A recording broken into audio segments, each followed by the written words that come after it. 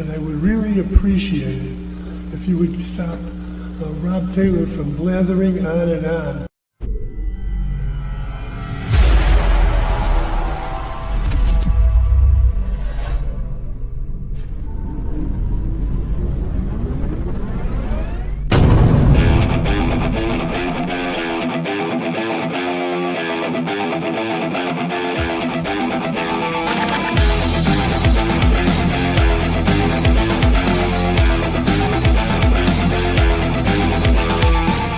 Opinions expressed by talk show hosts, callers, or guests on the Rob Taylor Report do not necessarily represent the opinions of the hosting platform, subsidiaries, sponsors, or possibly anyone else on the planet or the known universe. From the tinfoil and lead-lined broadcast bunker on the beautiful southern coast of Oregon, it's the Rob Taylor Report. So strap yourself in. Your weekly political therapy session is about to begin. Ladies and gentlemen, here he is, the nearly famous Rob Taylor. Hey, Cruz County. Hello, Oregon. Hello, America and beyond. And thank you for joining me. Yes, it's the Rob Taylor Report. And our opinions here are expressed here may not match anyone else's in our universe or the unknown universes. That's how far out we may be. But then again, we might be right on target. So it's up to you to find out. So you're going to have to listen very closely because I've got some guests coming on. And we're going to be talking about the Republican platform convention that just happened this weekend. I thought I had it pretty well covered on Friday, but then I guess Saturday happened and a lot of stuff went down. And I think it's important that we kind of review that because in Oregon, we're a one-party rule state. One party. The Democrats rule our world. And today they just passed a huge gas tax on us today. And we didn't have really any opposition there. There was no ability of the Republicans to put up any opposition to this. And we need a functioning party. And if we don't have a functioning state party or a county party, we're never going to get people elected to office. And that's what's happening. And that's why this is probably the most important thing that we focus on is getting the party fixed first in our county and then in our state. And joining me right now is Chris Castleman to talk about hopefully doing something like that. How you doing, man? Good. How are you? I'm doing all right. I stayed up late last night watching, the Antifa thing in Portland, and it was so disappointing because I was waiting at any moment for the National Guard to come out and start busting some heads, and it never happened. I was very disappointed. I know. Well, maybe they're I don't know, strategizing. But, yeah. I think they are strategizing, but it was neat. They did come out at least one time and grabbed somebody in the crowd and pulled them in. So what they're doing is they're allowing him to break the law. They're filming them break the law, building the evidence, and then they're going out there and picking these people off one at a time. And I think that is such a good way of doing that because it puts the fear into them because they never know which one of you are next. And it's kind of neat. Those doors open up and it's like when all those guards come out and it's like, boy, that'd be kind of scary if I was Antifa standing out there. Am I going to be the next one who's dragged into those gates, So it's like a sci-fi movie. It is. It's crazy. I don't know, man. It's like if you wrote this movie from 2020 to now and you tried to sell this to the screen, the big screens, the movie motion picture, they'd go, "Oh, you're nuts, man! There's no way they could do this." And what's interesting is that Trump was running for re-election in 2020 because like people are like, hey, why didn't you do this back in 2020? And it's like he was up for re-election, and if he had done this, people would have totally used it against him. So now he can, I guess, essentially just do whatever he wants. Yeah. Which, it could be problematic, kind of yikes, but we'll see. Yeah, that is what I'm worried about is, he is very confident in what he's doing. And most of the stuff that he's doing, I like. I mean, there are a lot of things I don't like, but most of it I like. But you always worry that even guys that you support, even guys that you like can take it too far And, you know, when Pam Bondi is coming out talking about passing or putting people away for hate speech, there is no such thing as hate speech. And these are conservatives using the same terms that liberals do to try to shut you up, try to silence people. And that's scary. Yeah. I mean, there is hate speech, but the question is, should it be illegal? Like, is that actually harmful? Um, is someone's feelings being hurt criminal?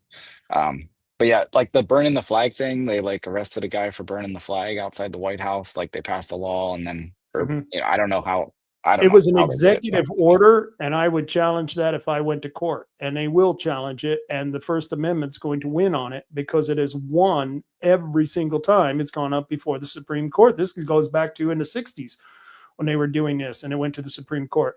And as much as I find burning the flag disgusting, absolutely abhorrent, it's almost painful to watch. And I don't know if I could control myself if I saw a group of kids burning a flag, but I would have to also realize, unfortunately, in a free country, people are allowed to be freaking idiots. right. So, Like, is it criminal? Uh, right. I don't think so. But like, what are you allowed to burn anything outside the White House? Why don't I mean, can they pick you up just for lighting something on fire? Like, let's think of it from that perspective instead. I didn't, yeah, you might have, but yeah, I could see that because, yeah, you should be burning shit on the sidewalk, well, no matter what it is. So go after them Downtown for that. DC, just And it's just lighting stuff littering. on fire. Yeah, it's littering and it's burning. Yeah, you get them for porno, not porno, what is it called when you're a fire burner? Pyro. Pyro. Yeah, boy. Pyromaniac. Yeah, pornomania. You don't want to be a pornomaniac. And so, yeah, it's a Neither pyro. are good. Neither are good. And don't do it in front of the White House. It's not a good thing. No. But seriously, if I saw kids doing that, I might have a go over there and have a word with them. You know what I mean? Arson. Samantha Frost said arson. I don't know if you There can you go go. that Hi, far Sam. because what if they own the flag? You could get them for burning in public, but if it's your own flag, I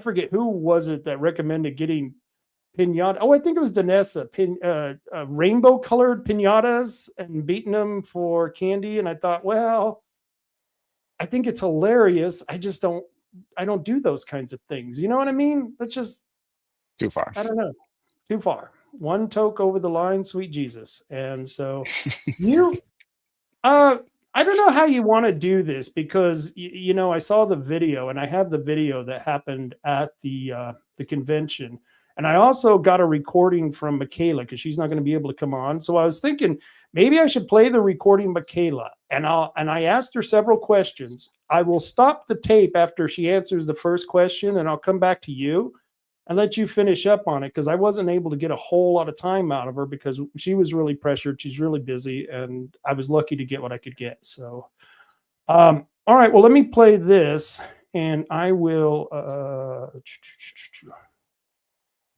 Okay, add this to the stage. There we go. And of course, I can't find it when I need it. Michaela Hammerson, who was one of the bonus delegates for the convention, the platform convention for the Republican Party, is joining me right now. Michaela, would you tell me why was it so important that you guys went to the convention? Well, because what was happening is they were replacing the 2023 platform, and which was a fantastic platform, by the way. Very strong values, action statement, really what people want to see from our legislators. All was sort of defined in the 2023 platform. And the process that they took to create the 2025 platform was really concerning. First, they took a platform, I think, from another state and ran it through AI to create like their base. And then once that was completed, the chair of the Oregon Republican Party appointed a committee to work through the rest of the changes. And that is sort of an unprecedented thing. It's never happened before, as far as I know. This is my third platform convention that I've attended. And normally what we do is we work on it ahead of time in small committees. There are multiple committee chairs. You can attend as many meetings as you want. They're usually done online. People get to sort of vote on changes. And then when you get to the platform convention, again, we go into breakout sessions and the delegates get to vote in small committees on changes to just 1 or 2 planks. And then we all reconvene together as a big group and we make any final changes and we all vote together. So there's a lot of input that happens from the people, which is a very large delegation because it's not just the Oregon Republican Party, leadership and the state central committee. It's you get all these bonus delegates. So lots and lots of Republicans that normally don't get to attend or have a say or get to vote in these things get to come and have a say. And this year they took away the breakout sessions. They appointed a committee to make all of these changes. And then the rules that they implemented significantly decreased the amount of participation that the delegates could have in making any changes to the platform, which I believe is a very weak platform. I'm not impressed with it at all. And it's missing a lot of things that I'm very passionate about, like election integrity. And so that was, there we go. And so that was her response to that. Why is it so important that we even have a platform? Why is it so important that we that people show up? Yeah. I mean, I agree with everything Michaela said, obviously. But Todd Vaughn said it best, and he was actually the first one to introduce me to the platform. He explained it almost as if it's like our Republican Bible. It's like our guidebook. It's something we can go to for reference when we, don't have the right words or don't have the right answer for someone. Like say somebody asked me a bunch of questions about election integrity, and I generally know what my convictions are. But if I'm trying to share like the Republican Party's values to somebody, it's a great asset to have that and just open it up, boom. And the 2023 platform had the first section with election integrity, and it was pretty extensive, and it was drilled down too. The way it was actually kind of like a Bible. In the Bible you have chapters and verses, so you could be like, Zephaniah 3:17, and someone can really quickly look that up and you'd be like, bam, I know what he's talking about. So in the 2023 platform, you could say, the election integrity section, 1.18, and boom, you could reference that and send it to somebody, and you knew what you were talking about. The new platform they came up with, it's just 8 pages of straight text. There's, I don't know, like 5 or 6 sections. They reduced it from 18 to 5 or 6, and it's just straight text. So it's very, very abstract, high level text too. There's almost no concretes in there. They took away all the policy directives. They said you're not allowed to have any policy directive in this platform. So now it's just kind of like 8 straight pages of high level concept text, and it just doesn't read as well. It's not useful. And the main sorry, go ahead. But you use the old, I shouldn't even say the old one because, and we'll get to that. I'm not sure which one is now in place, but the 2023 platform, you have used that. You gave me a copy of it because you wanted me to see a couple of the planks in that platform. And it was cool because Brandy Martindale, who is conservative on most issues except on the right to a right of abortion, and there you read the policy in the state level. It wasn't an absolute on abortion, even though it was pro-life. And I thought that was really good because she was able to read that and say, I could be a Republican. I've read this and I could agree with most of it.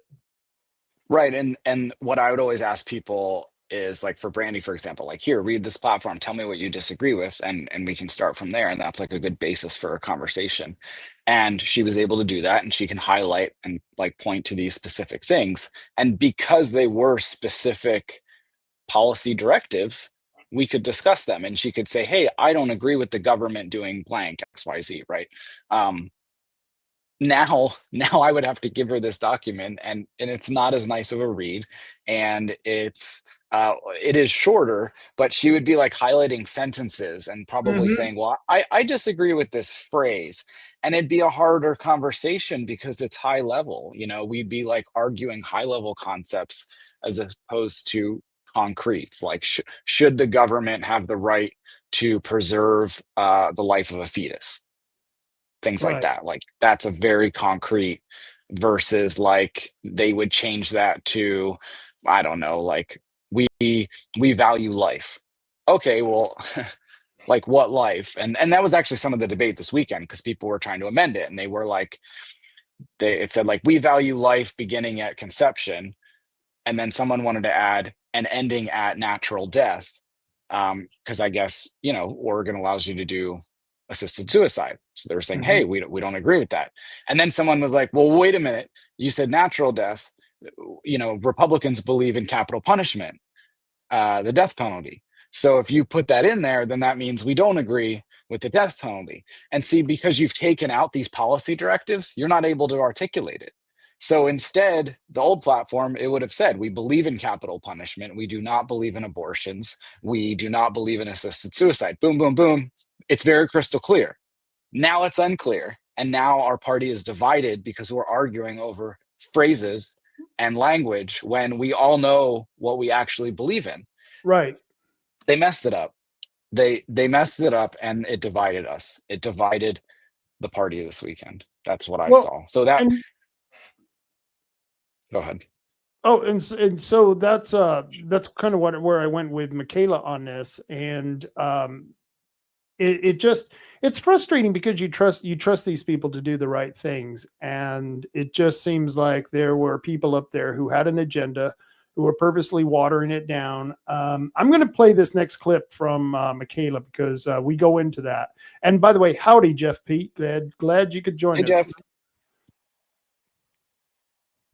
That was one of the things that's kept coming up in the conversation on Friday is the content that they wanted in the platform.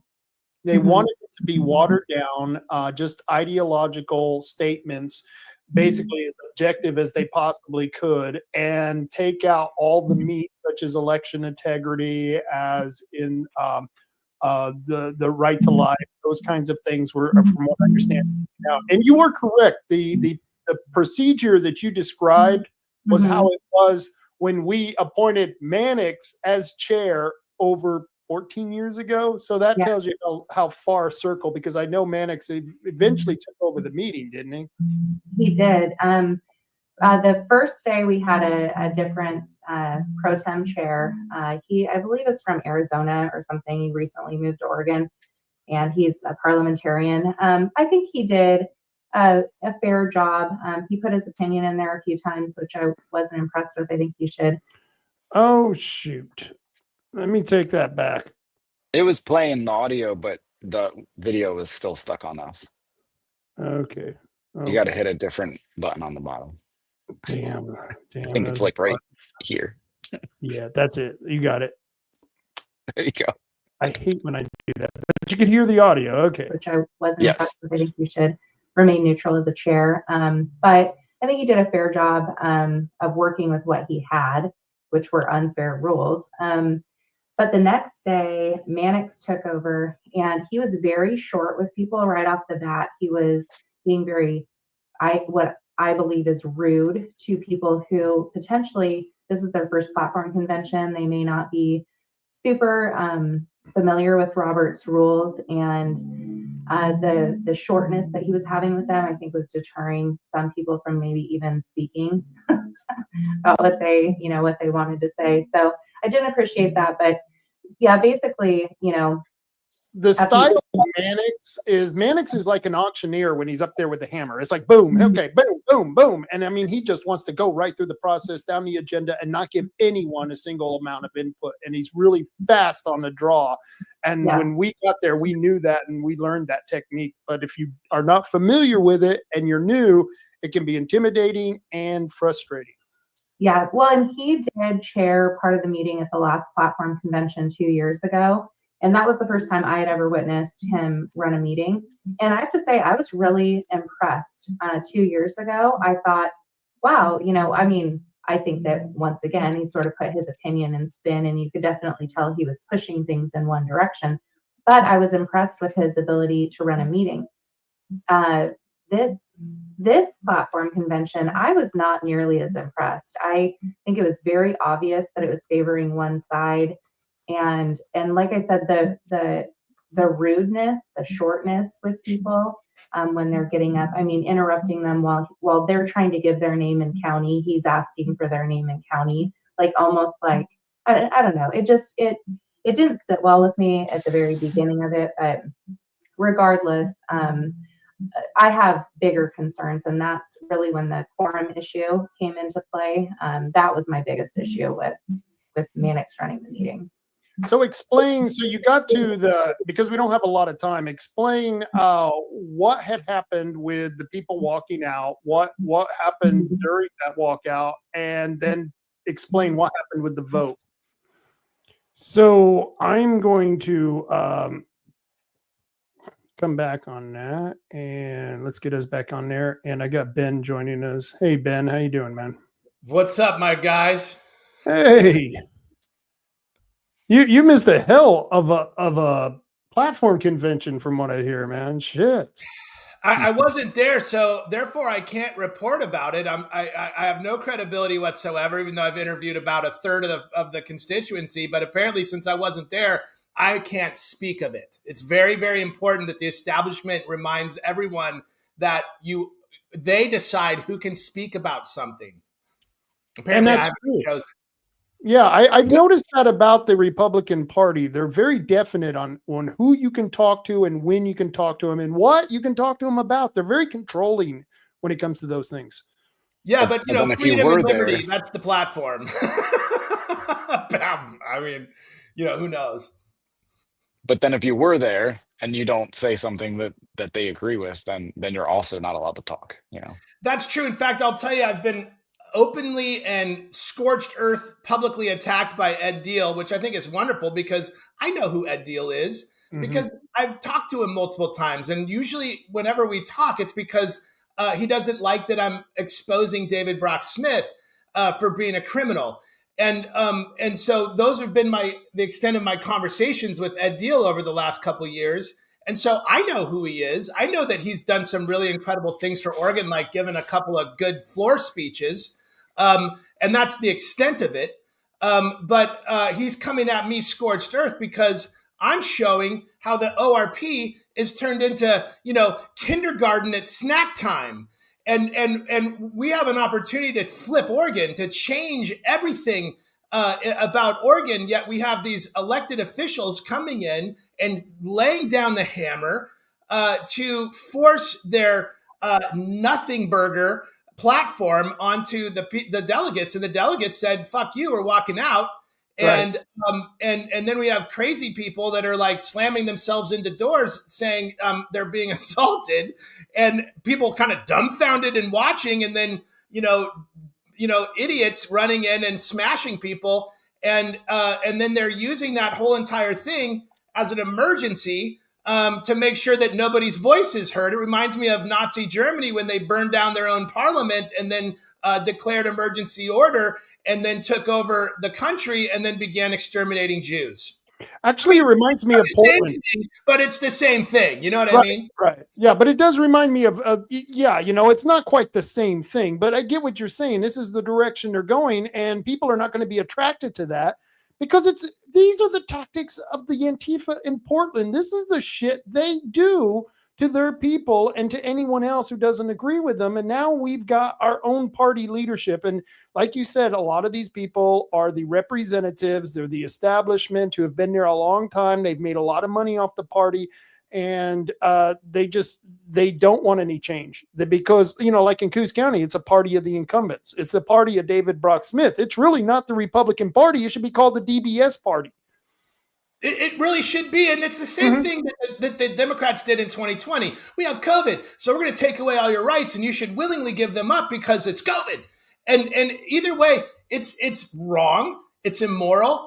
And we all know it. And then guess what happens? I post the video because I got the biggest platform of anybody that was there, including Edtl himself. And I posted a video to help expose what was really going on there. And guess what? Everyone turns around and blames me as if I'm the one making the party look bad. I'm sorry, I wasn't there.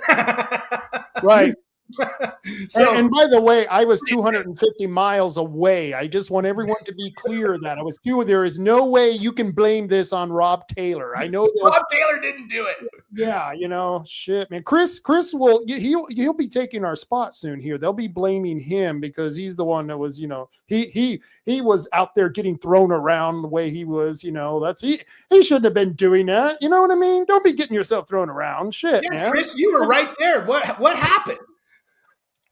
Oh, Am I a liar? Am I a liar, as Edtl says? No. I'm a liar. Edtl's a liar. Nope. I mean, the way you described it just now was pretty accurate.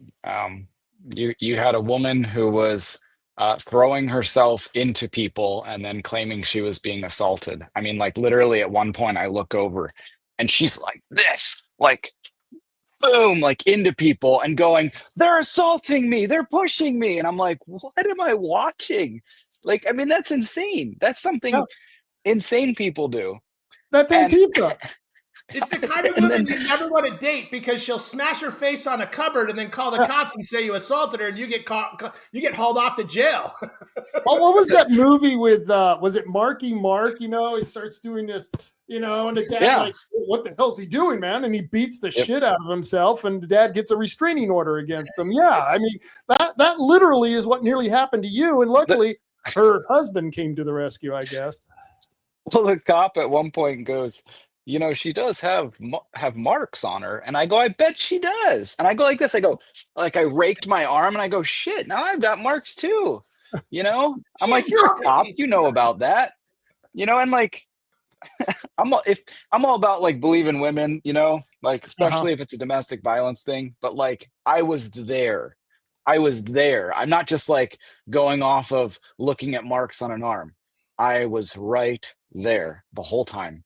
And I was there the night before when this same couple was going after Sam Frost for no reason, out of the blue.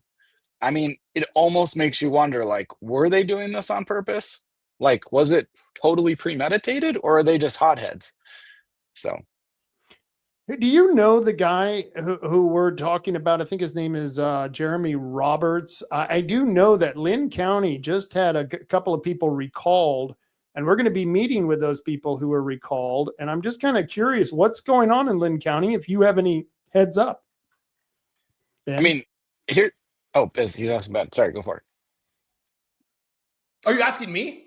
Yeah. What's going on in Lynn County? They had a takeover. There's been a couple of recalls.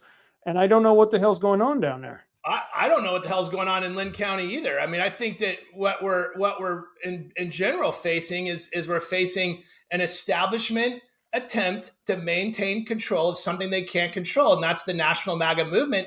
And that's the national MAGA movement right here in Oregon. I got a call from some dipshit today who's running for state rep, and he's like, oh, "You're hurting my chances. You're hurting every Republican." I said, "I'm hurting Republicans." It's like, you guys are insane. We have the opportunity to seize on something that's historically powerful, that represents the populace, that represents common sense, that represents, truth and integrity and transparency in our government. And we have an opportunity right now with the national strength and power to take Oregon back and flip it red for the first time in 40 years. We've got a massive case right now, Vaughn v. Loomis, going on in Douglas County that's exposing the theft of elections on the Republican side and exposing how Democrats across the state steal elections just the same. And we have all this happening with Donald Trump sending in the National Guard to protect the city of Portland, the Portlanders from the crime and out of control. And here we are, this establishment, Republicans who have been profiting from the corruption ever since. I got 2 or 3 legislators I can count that actually are who they say they are. And the rest of them are pretty much just, garbage. And we are sitting here in total chaos as a party, trying to fight, just like Chris Castleman and Danessa Reigns, when they're getting recalled, they're trying to get PCPs to join the party. And their chair, Nardbrain, whatever his name is saying, we're going to recall you now because you're growing the party. This is happening across the state, and it's luckily only happening in a handful of counties like Lynn, like Coos, like Douglas. And it's happening there because these people, we have too many people in the ORP that think and believe that their power comes from another individual, and all they want is power. It's like people who become, the chairman of the HOA. These are the Karens of Karens, the king and queens of Karens. These are the people that are running the ORP right now, and they'll suck anybody's dick to get a little bit further ahead. Sorry, but for the image, if that caused it, but it's true. They'll do whatever it takes to get a little bit of power, and that's all it is. And guys like Chris Castleman, guys like me, women like Michaela and Sam Frost, they know where they get their power from. It isn't from a human being. Let's bring God back. Boy, that'd be nice. That'd be nice if they'd at least do that. One of the things that really irked me is that we in Coos County, we're going to prove with this court case, because Chris is in the court, like you said, he's in the lawsuit with Danessa against Michael Brainard, and now Lourdes, I believe Lourdes has been pulled in because she refuses to call a meeting until November. And I want to show you the screen. Let me see if I can share this screen with you. I want to show you 44 people who are just waiting to be, damn it. This lady commenting, I recognize her face. We were talking the night they actually came after Sam. I believe she was there and witnessed some of that. The Lynn County, it was like 3 people from Lynn County, 3 girls, and then Jeremy, the husband, came around the corner and was like trying to fight Sam. Like it was like trying to have her come outside and fight with him. I'm trying to pronounce her name, but I'm trying to do it without being insulting. Fragant. I don't know. I think it's just a username. Yeah, I will go with that. But she said Lynn County hasn't made a quorum for 3 months, and Douglas County hasn't made a quorum either in quite a while, from what I understand. And so I'm saying that's Tanya. That's her name. Yeah, that's Tanya, and she says hi, Tanya. Okay, so Ed, thank you, because I appreciate you seeing past my bad language. I forget sometimes that we're publicly being streamed, but thank you. Yeah. You're welcome. And thanks for sharing that. And so there, right there on the screen, those are 44 people. Check that out. 44 people, 5 of them are elected officials. And by the way, there's Dennis Beetham's name. He used to be the 5th largest contributor to the Republican Party. He bailed out the Republican Party when Dallas Hurd was the chair, and he no longer gives to him because of what DBS did to him. And look at that, 44 names of people wanting to be part of the Republican Party, but are being denied because a David Brock Smith acolyte, Michael Brainard, refuses to give it up because he's protecting David Brock Smith from the consequences of endorsing Democrats. He's still lying today to people. They were asking him online today, Michael, why are you not appointing PCPs? And he said that it's because he has not been given the forms by the vice chair, me. Is that not nuts? We sent him the link. I know they've been turned into the clerk who has verified their eligibility. Now they're going to be on the May ballot, and I sent him the link so he can download all the forms straight from the clerk's office. And in that email, you were carbon copied on it. I even explained, if you'd like, I can go and download them all for you and put them into a nice PDF file so you have them all in one place. And then every couple of days as we get new ones, I've been emailing them to him. But he still just wants to lie. It's insane. Ben, have you ever seen anything this crazy? 44 people, 5 elected officials. One of them is a commissioner, and we can't have them on there. Can you believe that shit?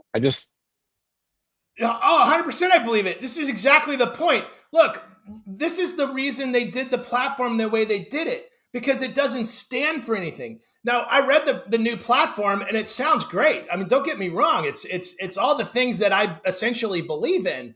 But if you don't have any policy, if you don't have anything to actually stand on, then what do you got? You got beliefs. I believe this. Okay, so what? Like, how do you convert a belief into a reality without a policy? And so when you eliminate policy, you're literally, and their argument is like pretty straightforward. They want to bring in Democrats and navs into the party. They want to have this Big Tent, sort of Big Tent party. But the reality is that they're not even letting PCPs join at the county level. None of these guys who stood up there this weekend and controlled the body, okay, which is not their job. That's not what they're supposed to do. But they got up there and they controlled the body. They controlled the development of the platform. They made sure nobody could contribute and be a part of it.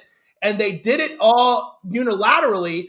The same people have their minions that are running certain parties, certain central committees across the state that are refusing to allow PCPs to join the party. So when you look at the top and the bottom going on here, what is it? It's a Chinese finger cuff. And guess who's getting Chinese finger cuffed? It's every single Oregonian, because we're the Republican Party. We're supposed to be fighting for Oregonians. I'm a Republican. I'm a proud Republican, and I fight for Oregonians. And I want to see our entire party take on that mentality and actually go fight. And we're not being allowed to. It's called controlled opposition. Yeah. Controlled opposition is exactly what it is. And they pretty much told us that for the last couple of years, and I wasn't really paying attention to Rod Schilling and David Brucksmith when they were telling me, oh, we're grooming Michael Brainerd to be the chair. We're grooming him for leadership. He's the new, younger, great thing that's going to happen for the party. And it's, to me, I would never groom anyone for any position, because I think it's up to the people in the party to decide who their leader is, not the former leader to decide, and or a state senator who's filling this guy full of fluff because he is a senator. It's very impressive. He's a young man, and he has no way of being able to climb up the political ladder unless it's on the back of someone like Smith. And of course, he's going to follow his orders. So yeah, this is what you got. Well, grooming is such a weird term. Like, shouldn't you be developing people's leadership skills? Like, why are we grooming? Well, because I think David Brucksmith really likes that word.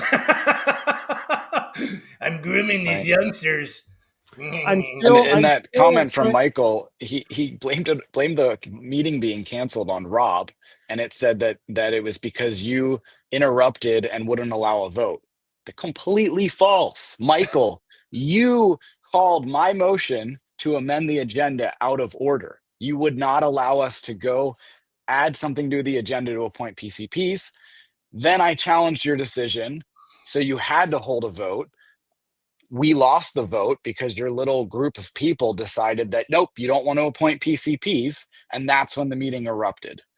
But then he somehow has the audacity to lie and blame that on you, Rob, and say that you caused the meeting to end and not get a vote of PCPs. Total freaking lies. Well, he's lucky I'm not litigious, because that comment right there is absolute slander. It is totally 100%. Slander. Yeah, provably false. And Ben, you've been watching this shit for quite a while. You've been watching this mess play out and stuff. And the like I said, we're in court. We're probably going to get a ruling this week. I don't know. At this point, I think we got Jonkus defending us, by the way. It's really cool. I don't know. I would tell him, go ask for a summary judgment, man. Go ask for a quick remedy and a summary judgment. Let's get this over with, man. Let's go. Needs to be done. Yeah. That's probably what he's going to do. I mean, this is, people need to be held accountable. I mean, God forbid that we have accountability in our party. God forbid. And it's like, this is crazy. We have to, they want us all to shut up and get in line and pretend that everything's hunky-dory when it absolutely is not. But in all truth, what we saw this last weekend at the platform convention with more than 50 delegates walking out in the rules during the rules vote, it gives me a tremendous amount of hope. We've got about a third of the delegates that are actually willing to stand for something. And the biggest fear that these guys have is that 1/3 becomes 2/3, becomes more than 50% plus one. When that occurs, we take this party back to the people where it belongs. And you can have politicians, people in power that are for the people. I've seen it over and over with Mary Starrett, Dwayne Yunker, Robinsons. Like there's some great people, and that's what our system is for. It's governed of, for, and by the people. And right now we don't have that. We've got a political class overseeing the plebeians and coming into the plebeians party and smashing them down and punching down. And Edtl today revealed his true colors, which I'm so grateful for. That's why I reposted his scorched earth attack on me. I want people to see, because when I reposted, I said, hey, Ed, let's go ahead and go toe to toe. Who's done more for Oregon? Like, none of them can shake a stick at it. I'm sorry, and it's not me. It's us. We all work on this stuff together. And so you want to have an example of unity? Look at what we're working on. Look at our team. Look at everything that we've accomplished and what we're accomplishing. And I'm telling you, that's what we want to put and plug into the ORP. We want to plug in that spirit, the spirit that we have here. And I think it's super critical that we do that. So that's my thoughts on that.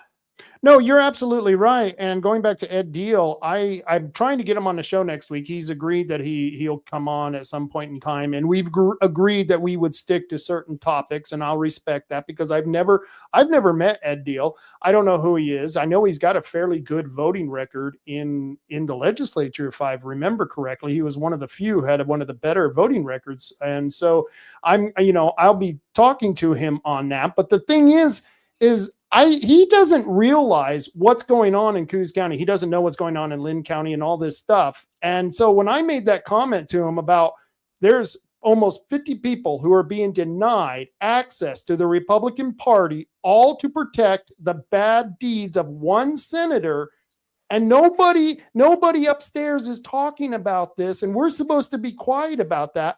That ticks me off, and I'm going to make a comment about it, and I'm going to let them know that we're doing a hell of a lot down here, a hell of a lot more than what they are giving us credit for, because we are the ones who are building this party. Michaela has worked her ass off building this party. She's the reason that we were able to have a walkout and deny quorum, is because of Michaela. Yeah, no, she's an absolute badass, and she's the hardest working Republican I know. Look, when you interview Ed, ask him exactly, because he called me a liar about 12 times today in writing on X. A few people asked Ed, hey, Ed, what exactly is Ben lying about? And it's been crickets. So he can't say exactly what I've lied about, but he's calling me a liar. And so I really would love it if you could ask him specifically what I've lied about. And the other thing, too, is that Edtl is a lot like Virgil Split Tongue Osborne. Right? I mean, the guy's everybody's best friend. He's got the great voting record, and Edtl has a great voting record too. There's no question about that. But what Ed does behind closed doors is he defends and fights for the people that feed him. And the people that feed him are David Brock Smith, and David Brock Smith's big Chinese donor out of San Francisco. And I don't mean Chinese, I mean CCP, because there's a difference between Chinese people and the CCP. We got a lot of great patriotic Chinese people in the state of Oregon, but we also have a shit ton of CCP in the state of Oregon. And I'll tell you right now, oh, by the way, Edtl is in Lynn County. That's what I thought. Thank you. Faganchi. I don't want to say that wrong. Tanya. I've already said something terrible anyway. Tanya. We'll go with Tanya. Mess it up. But I did believe, and I knew that Edtl is in Lynn County. And that's why guys like Ben Roche and some of these guys like the previous chair, they've been bigger trolls to me than Antifa, for the last couple of years, because this is the fight, man. It's establishment versus grassroots. That's it, period. Yeah. And we're going to ask him, what am I lying about? Yeah, what am I? Well, they all do that though. That's their standard line. Oh, he's just lying. Or my favorite is, at least is he using the word lie? Because I hate when David Brock Smith says, oh, he's spreading misinformation and disinformation. You fat bastard, call me a liar. At least be a man.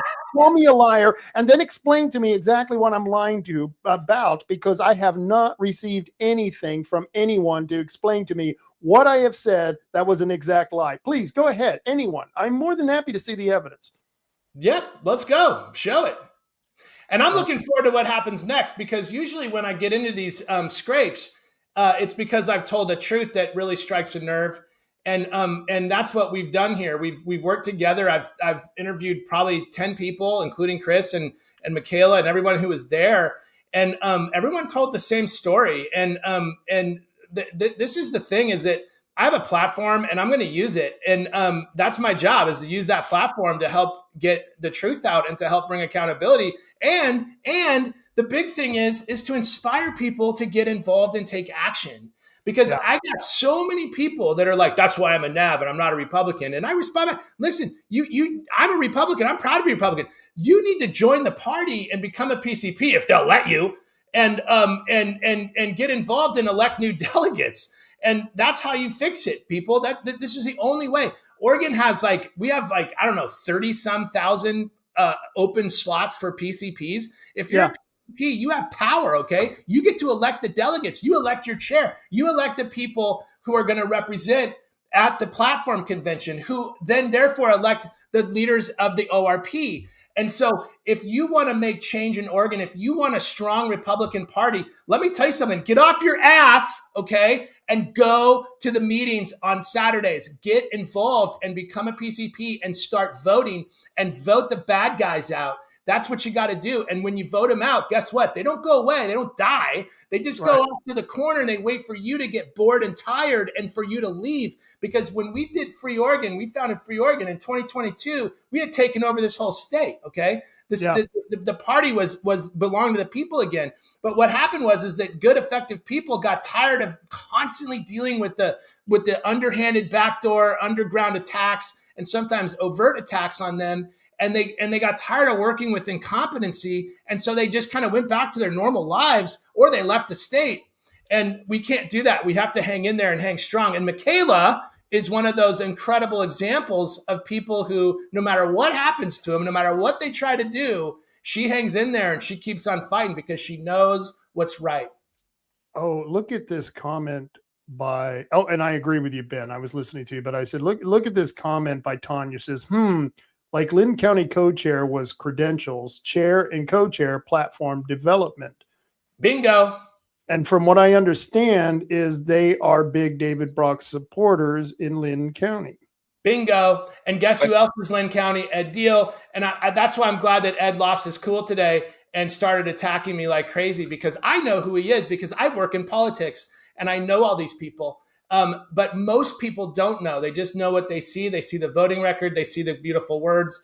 And that's what I'm telling you. There's always a few of them. They got to have it. Like Virgil Osborne is to David Brock Smith, and Edtl is for David Brock Smith. These guys say the right things. They give you a very good massage, and they vote right, but they're not working for you.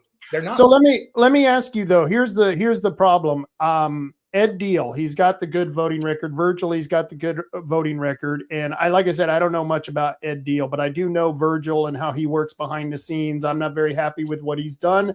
But if you got only a Democrat running against him, he doesn't have a primary candidate. What the hell do you do with these candidates? You have to support them, because that's all you got in the game. And that's going to be the problem down the road, is that you either pick the ones, at least these have good voting records. I won't even vote for Smith, even though he's a dirtbag. He has a lousy voting record. So I won't even vote for him on both reasons. But when you got someone who's half and half, they got half of it is good and half of it is not good. What do you do with shit like that, Ben? Well, I mean, I think you got to vote for these guys when they're the only option. And we already saw what happened when we tried to primary David Brock Smith. I mean, you get drugged through the mud, and the elections get stolen, and it's brutal. Okay, it's a big brutal fight. These guys are in power because they know how to do it. They know how to play this game. But I also want to say this. A lot of these people, and Edtl may be one of them, where they're just weak. They're not necessarily evil. Ed, I don't think, is evil. I think David Brock Smith is evil. I think Rob Wagner is evil. I know him. I've sat next to him at tables. His energy is like fucking reptilian, man. Mm-hmm. I'll tell you this right now. It's almost not human. And then you have Tina Kotek. She's evil. These are evil people. Rayfield and so on. Tobias Reed. And then on the Republican side, you've got David Brock Smith, who I think is evil. But most of the Republicans that we have, just in all truth and honesty, I think it's important people understand this, is that most of them are just weak. And most of them are flippable. Most of them will sell out their own integrity. And when they do that, they lash out on the people that demand accountability. And instead of saying, you know what, you're right, Edtl, we fucked this all up, they're going to say, you're a liar, because they want to protect themselves from their own truth. This is common human psychology 101, okay? Right. It's very easy to push back on criticism because it makes you feel like you're a bad person. But I don't think Ed's a bad person. I think Ed's weak. And he's weak because he's been granted a very good position. He can vote right. He can say the right things, but he has to protect the establishment in order to get his funding and in order to remain in power and have his title. Guys like me are very different. I don't care about titles. I don't care if I'm the governor or I'm not the governor. I don't care if I'm a legislator or not a legislator. I've become a prominent politician in Oregon, not ever being elected. Because I know where I get my power from, and I have one mission, and that's to flip Oregon and turn it around and save our people and save the next generation of Oregonians who are coming up right now from this North Korean indoctrination, and protect and fight for our country. That's it. It doesn't matter where I'm at. It doesn't matter where I'm placed. It doesn't matter what my title is. That is my mission. And so when you get people like Yunker and people like Robinson, where they're mission focused, they're not going to just give up their principles because someone said, well, I'm going to run someone against you if you don't do what I say.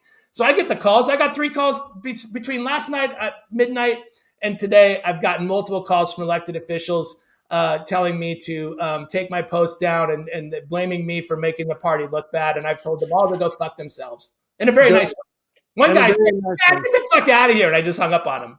Yeah. I was laughing because what am I going to do? None of these people I care to work with. I'm here for the people of Oregon. That's it, period. Yeah. And people were asking, why don't we see this kind of thing in the Democrat Party? And I explained to them, they've got more reason to keep their dirty laundry hidden because they're in on the grift. They're all in on the grift. They don't want to expose it and lose that grift. Where the Republicans, we're fighting over crumbs over here, and we're beating the hell out of each other. And the only way that we can expose this is by going to the public, because otherwise they're just going to keep pounding us into the ground, doing it their way. And that's why we went to the public in Coos County. And let me tell you what, when you start telling people you cannot be a member of the Republican Party, boy, people get really ticked off. And I'll tell you what, I've had a lot of an easy job. We got 44 people since September 11th. I mean, Chris has been banging up on it. He's got at least 18, 19 of them in there. I mean, it's incredible. It is incredible.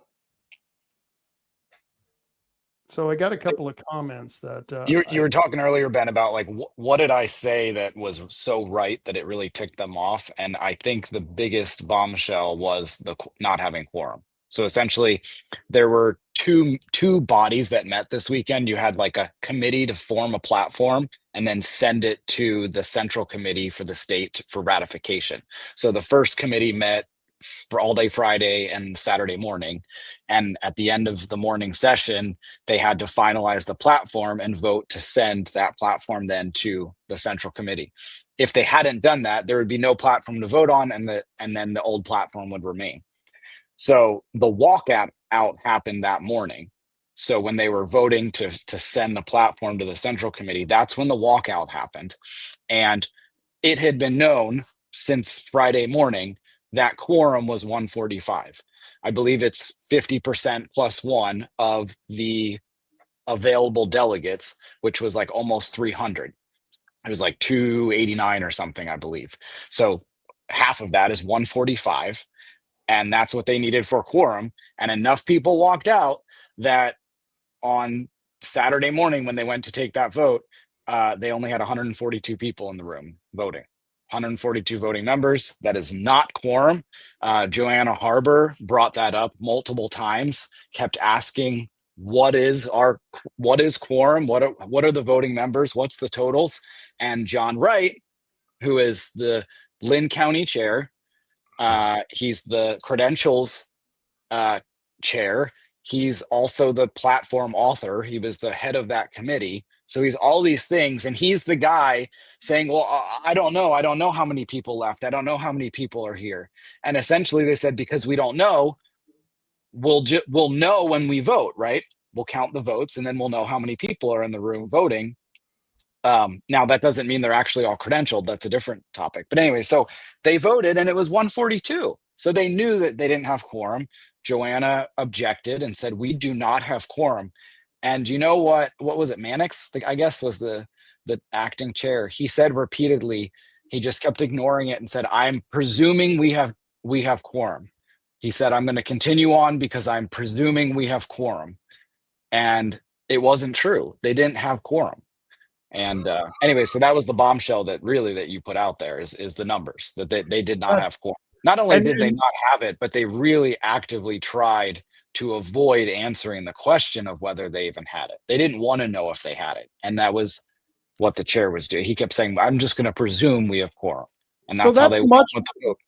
Right. And that's much worse than any assault that happened. That right there to me is much more of a crime against the party and its members. It's illegal. And it's illegal. It's against the law. There's ORS that protects the party from people like Kevin Mannix and people like Edtl and David Brock Smith that are trying to break the law to hijack an entire party.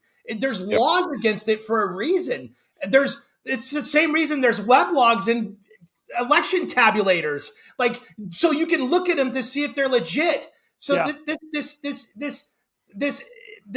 entitlement, this corruption, this culture of entitlement and corruption that we have in our political class is abhorrent, and it must be absolutely obliterated. But again, think about it. That's not having quorum, and that's if you just assumed that everyone voting was credentialed, which the chair, John Wright, was saying, I have not credentialed everybody. I mean, people were allowed to come and go. So we did this vote just by people standing up.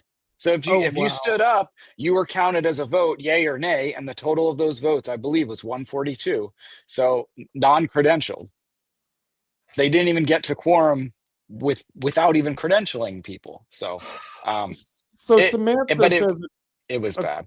According to Connie, we won't have a platform of this one didn't make it. So that was a common thing that kept going around all weekend. They kept bringing it up. They kept saying, if we don't vote in a platform, if we don't ratify a platform, then we won't have one.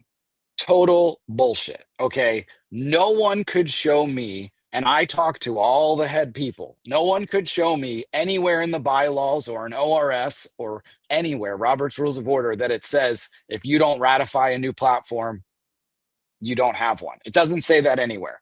And I verified this with the parliamentarian, Gabe Bueller's wife, Christina. And we went through the bylaws and talked about it and figured it out. And she agreed that if they don't ratify one, it defaults to the old one. And people kept saying, well, we changed the bylaws to say it had to be 8 pages and it can't contain policy. Right. But that's only when you ratify a new one. It doesn't, or because otherwise in May, when we made that change, we wouldn't have had a platform. It would have taken away our platform, but it doesn't. That's just not how bylaws work. It was grandfathered in. So we would have still had a platform. I verified this with the right people. There's a parliamentarian for a reason, and she should be the source of truth for this sort of stuff. And that was actually the first time I had ever spoken with Edtl. And because we were in line to make comments, and that was going to be his comment. It was right at the end when they were about to ratify the platform. That was the comment him and David Brock Smith were talking about making, was that they wanted to reiterate that we have to vote on this, because if we don't, we lose our whole platform. We don't have anything. And I pulled him aside. I said, no, hey, and John Wright was there as well. And I said, guys, look, I talked to all of them. I said, I talked to Christina. You don't have to believe me, but believe Christina. And it's kind of like at a city council meeting when you have the lawyer sitting there, they always reference the lawyer. They ask him questions and he's the source of truth on legal stuff. So same thing. I said, look, you don't have to believe me, but why don't you make a point of inquiry and have Christina give her opinion on whether or not that's true. Don't tell the public that you know what happens, because you don't. You're not the authority on this. Christina would be. So have her speak. And they were just about to do that. All of a sudden, David runs away and somebody whispers something in Ed's ear. And I was literally the next person who was supposed to speak at the microphone. And next thing you know, the chair starts talking and says, there's an emergency. We have to, he said, there's an emergency and I can't tell you what it is right now. He's like, I will tell you in just a little bit, but we have an extenuating circumstance. And unfortunately, we might not be able to use this room in a little bit. So we're going to have to quickly vote. So he said, all in favor, say aye. And people went like aye and raised their hands, and then he's like all in favor, all against, say no. And it was like that quick, and I'm at the microphone and I just go, point of order. And he's like, yes. And I'm like, Chris Castleman, Coos County, point of order. You can't we were in the middle of debate. You can't call the question. You can't end debate unilaterally. You can't, you need your emotion from the floor to do that. He can't even make a motion. He's the chair. He's a chair, right?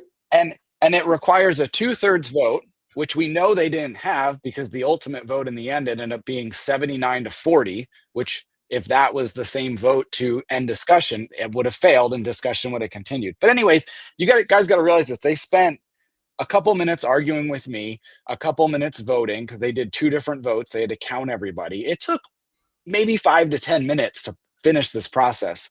When there was an emergency, apparently. Could you imagine? Like, hold on, the house is on fire. Quick, let's finish watching the episode of The Office. Like, let's just finish this out, then we'll leave the house. It's just in the kitchen. Crazy. Yeah. And then we all sat there for like a half an hour till they came back and told us that essentially because of this shoving match and then someone getting choked, that it's not a choke because they only used one hand. Yeah. I guess, yeah. And no, it's still a choke. It just whether it's criminal or not is myself because I only use one hand, right? Yeah. Yeah, don't choke it. But no, they essentially said that Johnny Welchel in the middle of the meeting with one hand, and the police would say, "You're good. It's not a choke. You're good. It's okay. You're good. Not a crime. It's all good." Yep. We can get into that part, but I was trying to avoid it because it's like that's separate and it should have been separate, but they somehow used this event and they embellished. They were like, there were multiple physical altercations last night, and then there were multiple physical altercations today. So which that's not true unless there was stuff that I didn't hear about. But and then they were like, so the hotel is asking us to leave, but we're going to try and prevent it. It's like they never asked us to leave. No one left. Everyone stayed there the whole time. The only one that I'm aware of who was asked to leave was Jeremy, who was the one who choked somebody. And I've seen online since Jeremy and his wife saying that who was it? Whitcomb, Joseph Whitcomb. He's the chair of Multnomah County. Right. They were claiming he was like trespassed from the property. He absolutely was not. I was there with them all, with the cops the entire time. With the hotel manager. He was not trespassed. They also claimed that he called the cops. He did not call the cops. I'm not going to divulge who called the cops, but I'm telling you, it was someone from the ORP, like top level. It was somebody running the meeting. It was not anyone involved in the altercation. And because I was there when they called the cops. I was standing right at the front desk with the manager. Anyways, all these lies, and anyways, all used to push a vote. What would you do if you have an emergency in a meeting? You call for a quick recess or an adjournment till a later time. I mean, that is what you do. That's the authentic thing to do, but it's also in Robert's Rules of Order. You can't just end debate and call a question. Anyways, people probably don't care about that too much, but no, it's interesting. It was wild. People care because it's so interesting how these meetings operate. Right.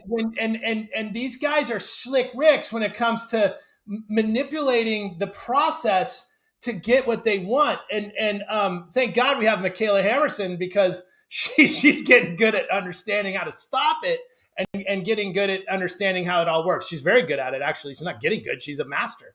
And so becoming a master in Robert's Rules is how you play this game. And that's how they do it. And they literally just broke the law and just rammed it through and lied. And now, they've got a scapegoat because the video that was published and the opinions that were given by me. I gave some opinions. We've all given some opinions, but they're turning around calling us liars, which is the craziest thing in the world. When it was lie after lie after lie all And weekend blaming long. you weren't even there, and blaming you because you released the video. Oh my God, we can't show people what actually happened. Oh, and by the way, let me show what actually happened. I've got that video. We've been Well, talking this about it. is after what happened, but sure. Okay, this is after It what doesn't happened. really show everything. And it doesn't show much at all, but let me play it. No, you're the one. Wait, she tried to accuse me of being standing right here in the ground. Hey, we're done. Hey, we're done. We're done. This is the guy who tried to fight me last night. He tried to fight me last night. He just strangled someone. This is the guy who On my throat. Okay, those are the I want him Antifa arrested. members that tried to fight me last Put night. his hand on my throat. It doesn't just Get the cops here, get him arrested. Yep. I want Yeah. him. He assaulted me. That's assault. And he tried to When fight you put me his last night, hand too. on my throat. He threatened me last night. Move back. I'm done with that stuff. Gary, thank you. Thank you. I gotta get out. I'm not in here. I gotta get out. I'm not part of it. Then please go. Thank you. Pardon, guys. We're gonna have someone exit. You would like that? Please. That's So it really wasn't anything. So the gentleman from Multnomah County, the chair, is trying to get Joseph is trying to get the security camera. Yeah, I like and I add some context, I guess, to that. So the video is being filmed inside a refreshments room. It was like where we had coffee and stuff like that. So it's a secondary room to the conference center. And prior to all this blow up, right? This was maybe 10 minutes, 15 minutes after the walkout. So you have a group of about 40 people walk out, and they were in the hallway, and we were blocking access in the hallway. So I don't remember who it was, but someone was like, hey, let's all go into that room because it's completely empty and it's a fairly large room. So we move out of the hallway into this other room. And it's been characterized that we commandeered this room, like as if we blocked people from coming in and made ours, hung a flag on the door and vandalized everything. No, it was like the doors were wide open, and it was the most organized thing ever. Because I wasn't even in there at first. I was still in the meeting, actually. By the way, the meeting's still going on, right? So just the 40 people who walked out should have been the only ones outside the meeting. So there was no fighting, there was no argument, no screaming.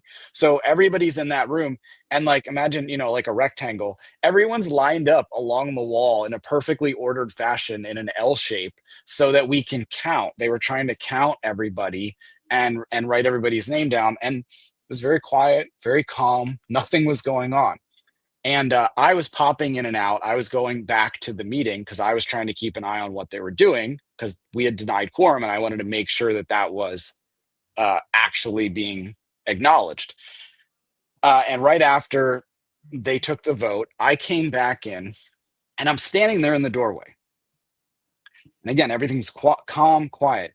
Well, this girl who and I don't know any of these people, by the way. I don't know anybody in the video pretty much.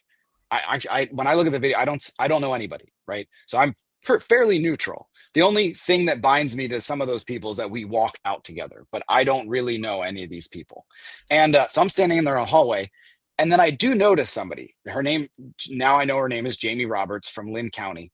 She comes up and stands right in front of me. I'm backed up against the door in the entryway, and she's standing there, and she's the girl from the other night where her and her husband were harassing and bullying Sam.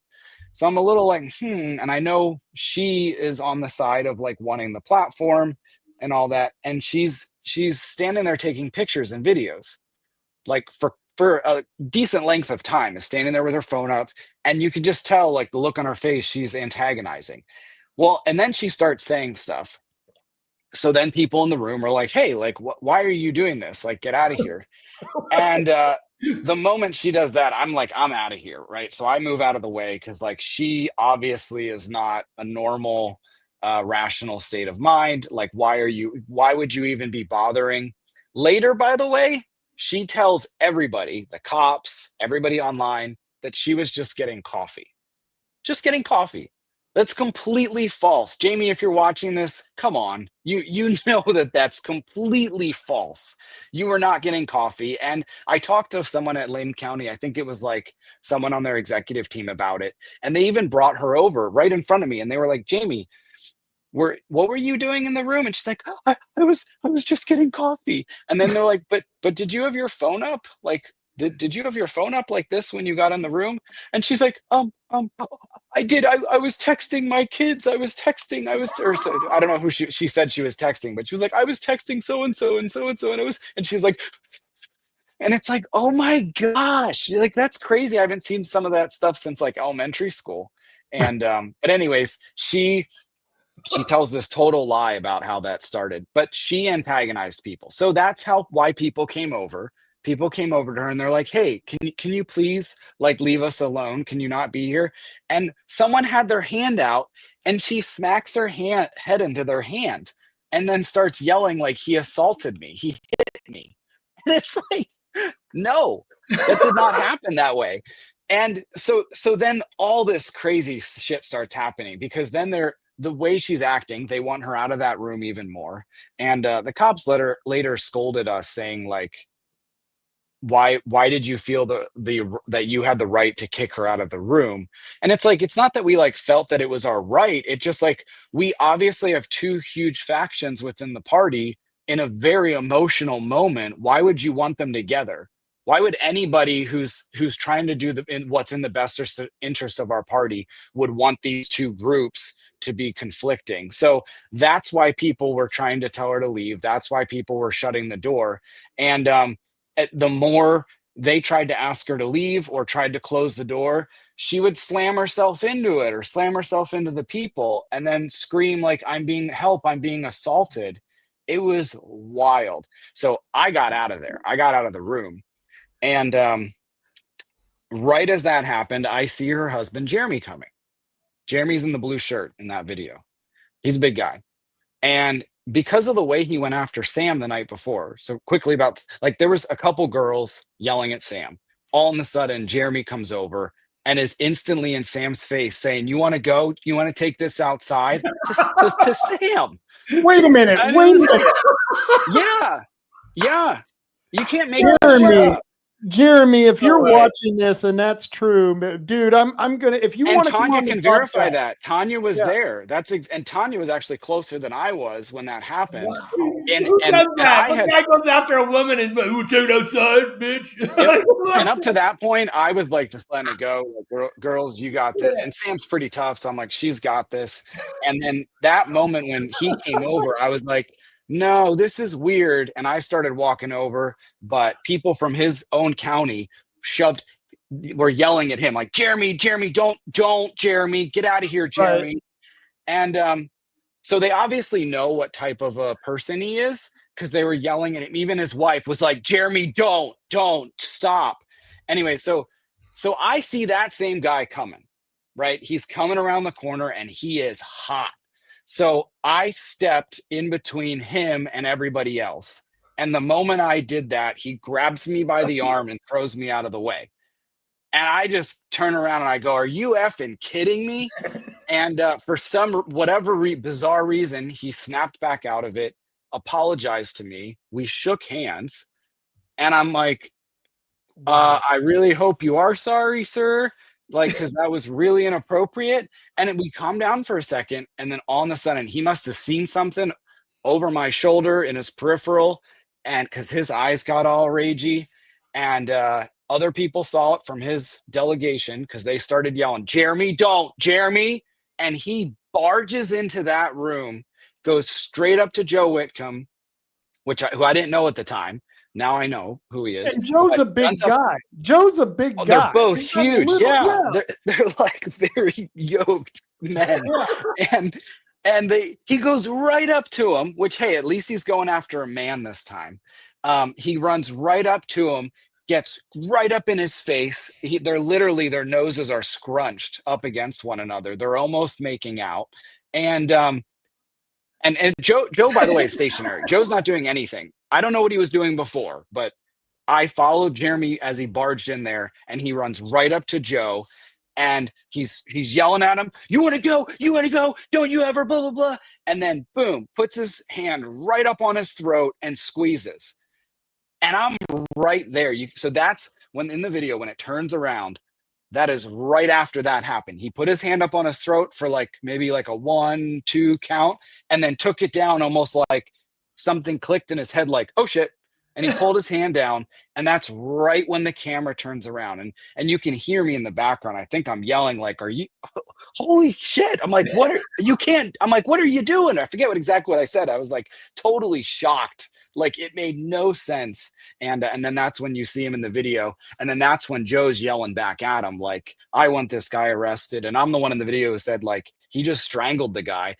Okay, now I know that that's like technically not strangling. Like you have to block airway. You have to, the legal definition, but layman's term. I'm a layman, So I said strangled people. Sorry. But anyways, the moment, that's where the truth comes out. That's what it looked like to me, and it was super. So like the pushing, shoving, I mean, it's crazy, but like whatever. All that was kind of like just a normal shuffle.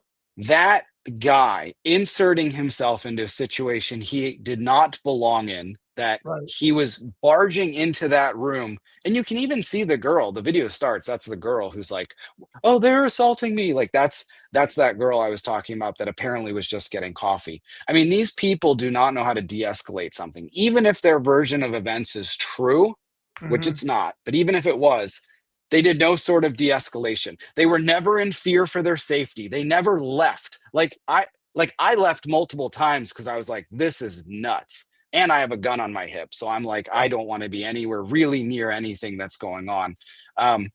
So they never left. Like she's even still standing in the doorway yelling, or crying. But they put an account online. Jeremy put like his account of events online. And he even states that he ran in to protect his wife and yelled to her, who did this to you? Who did this to you? And he writes that she refused to tell him. It's like, are you admitting that you like ran into the room to kick someone's ass? Like, this is a guy that if you look at his Facebook page, he just went to a Charlie Kirk vigil. He was like one of the main people. It's all okay, Charlie, we mourn his loss. Violence is not the answer. Yet he's running into a room to like, he wants to know who was allegedly assaulting his wife and he wants to do something about it. Mr. Violence isn't the answer.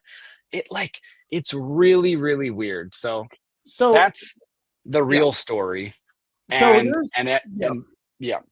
ahead. They could have. Jeff P said Joe should have broke Jeremy's arm, which you could have placed it over the forearm, snapped that sucker back, or you could. But it shows intent. With Joe didn't want violence. I didn't want violence. The guy threw me out of the way, and later, I forget. I'm so glad I wasn't there. Was like he was there, and Mike, you can see him at the end. Him and Gabe were right there, and they were kind of like, dude, like your composure. And I'm like, right, the dude, but he's also much bigger than me, so I'm not going to start anything with him. But it was like, like none of our intent was to harm anybody or to cause violence or to really shove anybody out of the room. We were all there trying to de-escalate. You can see at the end, they're trying to shut the door. And the cops later were like, you guys were commandeering the room. No, it's just like, why would we allow those doors to be wide open in the middle of a fight between two parties? Like the first thing you do, like literally, Mr. Policeman, the first thing you would do is separate the parties, which is exact. So they January 6th you, man. They said, oh yeah, man, they broke into that place. They were commandeering. And no, it was like a January 6th. They knew the doors were open and they literally let it to happen. That's what I'm going with. And the cop afterwards, it was like a good cop, bad cop almost. There was a guy cop and a woman cop. And I mainly talked to the woman cop, and she flat out told me after watching all the videos and the hotel video that, and she hadn't even talked to me yet. She was like, you're the guy who got thrown out of the way. And I was like, yeah. She's like, yeah, right. Okay. She's like, I see everything that happened with you, and everyone else's story that I've heard from your side, totally verified. And then I told her my version, and she was like, yep, that is exactly what we see happening. She's like, we don't have audio in the hotel video, but she even verified that like the girl was not going in to get coffee. She was lying. She was standing in the doorway for a significant amount of time. And I'm talking like a big double door. She wasn't like stuck in the doorway. But yeah, and then the guy cop though, he originally interviewed all of the Lynn County delegates. Yeah. And I could see him over there, and he's having a good old time with them. And he didn't really interview any of us. So then after going in the hotel in the manager's office to watch the video, they both came out. And I'm standing there right there while the two cops are telling each other what they found out and discussing whether or not there should be any charges. So like, for all these people who are like, I know what happened, it's like, I'm a pretty unbiased source. Again, my bias is that I did walk out with some of these people, but like, that doesn't really make me biased. I don't know any of these people. None of them are my friends. Anyway, so that was the guy cop was very adamant that, you know, these people had been harmed, and that it was like a violent, high emotionally charged shuffle, and that everybody's to blame. And he was saying, you know, you guys are very lucky I'm not taking you all in. It was like, what, dude? And anyway, so I did talk to him specifically about the choke thing, because that was my biggest concern. Like, all the other stuff aside, come on, you can't choke things. And he said that because, and I don't know why people did this, people, I guess, that were in the room claimed that he choked him with two hands, which he didn't. I don't know why people said that. Maybe they thought it was. Right. But he didn't. It was one hand. And to the male officer, apparently that made a difference, because he thought then everyone was lying. But I asked him, I go, did you see in the video him being choked? And he goes, well, I did see him put one hand up on him, but I don't know if it was around his neck or if it was on his chest. And I go, come on, man. Come on. You know exactly where that hand went. And he's like, right, but it's not strangulation. I go, that's fine. But he did put his hand, and you can see it in the video, right on his throat. And he went through and explained to me how it's not a crime. Okay, so assault, you have to have physical damage. Like, you have to have an injury for it to be assault. So at best, and strangulation, you have to have like restricted the airway. So then there's this category over here called harassment. And for it to be harassment, it had to have been like it has to be like offensive physical contact, right? Okay. Well, putting my hand around someone's throat, I would imagine is offensive physical contact, right? But he said it wasn't. And I asked him, I go, if me and you are talking right now and I just walked up and throated you, like, don't you think that would be offensive? Like, don't you think that you'd be arresting me for assaulting a police officer? And he wouldn't answer. And he kept claiming that they had injuries. And I'm like, hey, dude, you're saying they have injuries. Then why isn't anybody being arrested? Right. Like, it was all over the place. The woman officer got it. She even was like, yeah, dude, they are lying over there. That's not true. She wasn't going in there for coffee. She's clearly lying. Anyways, hopefully I'm not ranting, but it was just like, all of these things played into this bigger picture, and they're lying about it. Like, they're trying to say that the police officer, that they didn't see any choking, that their person was being assaulted. And it's like, they never saw that in the video. They did not see that. Or someone on our side that was in that room would have been arrested. If could you imagine if there was a group of people beating up some girl in a room, we would have been arrested. Right. But we weren't, because it didn't happen. Right. And then I have no idea. Well, I do have an idea, because I talked to the policeman, but he said apparently it's not a crime to choke somebody. So yeah, I guess at the next meeting, somebody can just walk up and choke the chair. If you don't agree with them, just grab them by the throat, as long as it's not too long to leave a mark. You haven't caused any injury, and then you can walk away. It's like a handshake. That's the Republican secret handshake. That's the Republican secret handshake. I can't wait right to see BBS at the next meeting. Next time I see BBS, I'm just going to go. In that case, I mention the next platform convention. I can maybe get two of them, one in each hand. Yeah, there you go. How you going, guys? How you going? But I'm glad we could laugh about this. because it's Yeah. crazy. Yeah, and I hope they're laughing about this, and I hope we can move on. But with the current platform, it's going to be difficult. And Wally says, Sam, they set up the platform that would cause conflict and decided the body needed to have bylaw and rule changes to take away the voice of the PCPs. It was designed to cause division. And I agree with Wally. Yeah, I was about to say, man, I'm glad you brought up Wally's comment, because I looked at that before he put it on screen. I was like, that dude's on target. Look, that's the point, is division, right? You got the guys going out there, we want unity, I want unity, but then you're going to go attack some of the biggest leaders in the state when they demand accountability. That's not anybody that wants unity. Trust me. Right. You gotta. This whole thing was designed to create chaos, and this is what is being brought into the Republican Party, and it's being brought in from the top down. The CCP doesn't control, John Smith, PCP. The CCP controls David Brocksmith, the Deputy Senate Minority Leader. And that David Brocksmith is the largest donor in both houses, both caucuses in the Senate and the House. And so he's got dominion over the weaker crews and the weaker politicians in our legislature, which are our lawmakers. Okay, so this is the situation. And when these guys turn their sights down to the ORP, and guess what comes with it is division, chaos, confusion. Opportunities for everyone to point fingers and say, liar, liar, liar, liar, pants on fire. Like I said at the beginning, kindergarten at snack time. And that's where we're at right now. And we have to defeat it. We have to defeat it. And real leaders listen to people. Real leaders want people to be heard. Real leaders are there to serve. And that's the key point here, is that it's about service.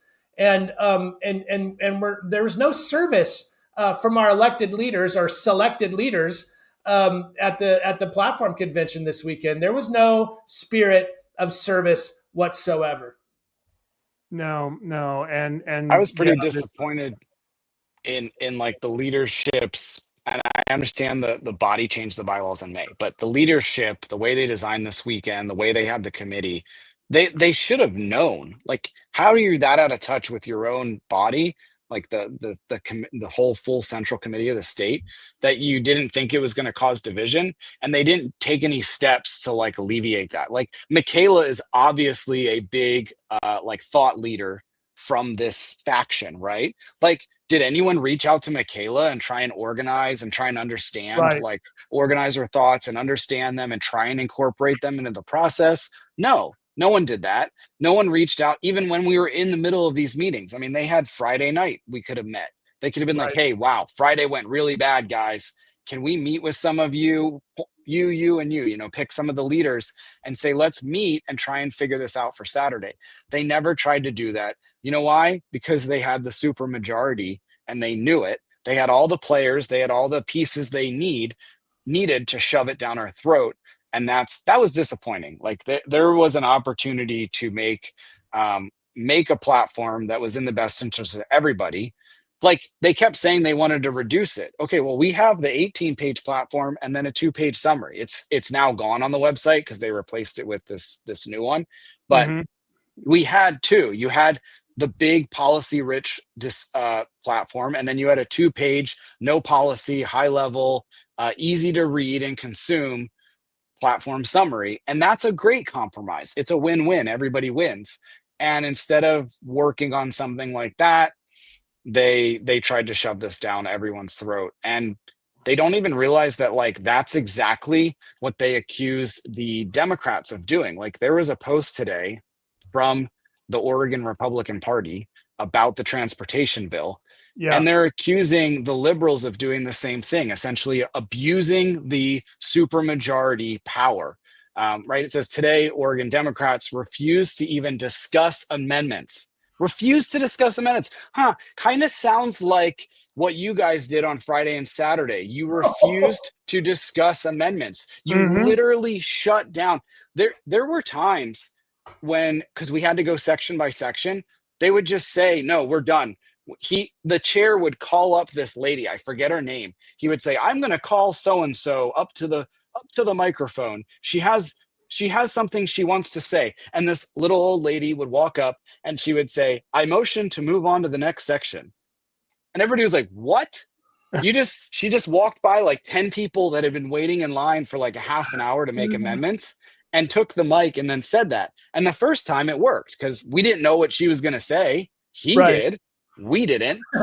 And we were all like, wow, like that was crazy. Bet you it wouldn't happen again. Well, sure as shit, about 15 minutes later, the chair leans in the microphone. I'm going to call, so-and-so up to make a statement. And she tries to go up to the microphone, and there was a shuffle trying to keep her from getting the microphone. And someone even at one point goes, I think I know what she's about to say. And then someone objected and said, look, they read the rules in the special rules that we approved in the morning. You have to get in line. It was like everybody must queue at the microphone and you have to wait in line before you can make a motion. But nope, he chose her and she could go right up to the microphone and she did it. She did it again. She goes, I motion to move to the next section. They use their super majority power to vote it through and move on. And then they have the audacity. That was Mannix's great aunt. Okay. He wheeled her in there. Right. Yeah. Okay. Great Annie, say this. The audacity for them to sit here and call out the Democrats for doing the same exact thing. But wait, there's more. If you read this press release, the first line, today, every Senate Democrat voted to reject common sense Republican amendments to the Governor Tina Kotek's $4.3 billion transportation tax hike. Ready? In response, Senate Republicans left the Senate floor in protest of a process that shuts out the voices of working Oregonians. Kind of sounds exactly like what we did on Saturday by walking out off the floor. And you know what? They called us childish. They called us all sorts of names. This is insanity, people. So like you have like the left and the right, but then within the right, you have people who have consistent objective thought and then people who don't. People who just float with the wind and do whatever they want. When they get the majority, they do whatever they want. That's what they do. And that's actually like the bottom line of what everybody right now on this podcast and probably everybody commenting, you're on the side of like rational, consistent, objective thought. And that's what binds us together. It's really not left and right. So I always encourage people to look for those people on the left, because those are the people that will actually work with you. Those are the people that will actually work issue by issue. You're not going to agree on every issue because you're still left and right, but you're going to be able to find common ground and they will work with you every time because they have consistent thought. So I hate to, go after the Republican Party, but like that post today, shame on them. That was bad. Don't sit here and criticize people for walking out during a platform convention and trying to get amendments through when we're in the super minority. My way of thinking this weekend was the super minority, and you guys shut us down. You abused us. You treated us like shit and then made fun of us and criticized us afterwards. And now call us liars. And call us liars. And don't even tell us what the lies are. But here, Wally Rogers nails it again. He says that design was leadership failure, and they need to listen to Senator Robinson, who said it was a failure. So glad he said that. The call for unity was because they knew it would be contentious. Once again, going back to we had good senators. Obviously, there was a good senator there saying the process is a failure. We need to do something. Other than this, anything but what we're doing. So it's what I witnessed this weekend was insane. And that's aside from the choking, the new secret handshake. I mean, I could not believe it. Ask a chair asking someone to cut in line, some sweet old lady to cut in line. By the way, I stood next to her and was trying to grab the mic at one point, and I look at her, I go, ma'am, get in line. And she goes, oh, fuck off. I'm like, oh my God, you're like my great grandmother. That's so rude. And I said, I go, that is so rude. And somebody sitting right nearby and another delegate goes, did you just call her rude? I'm like, she just told me to fuck off.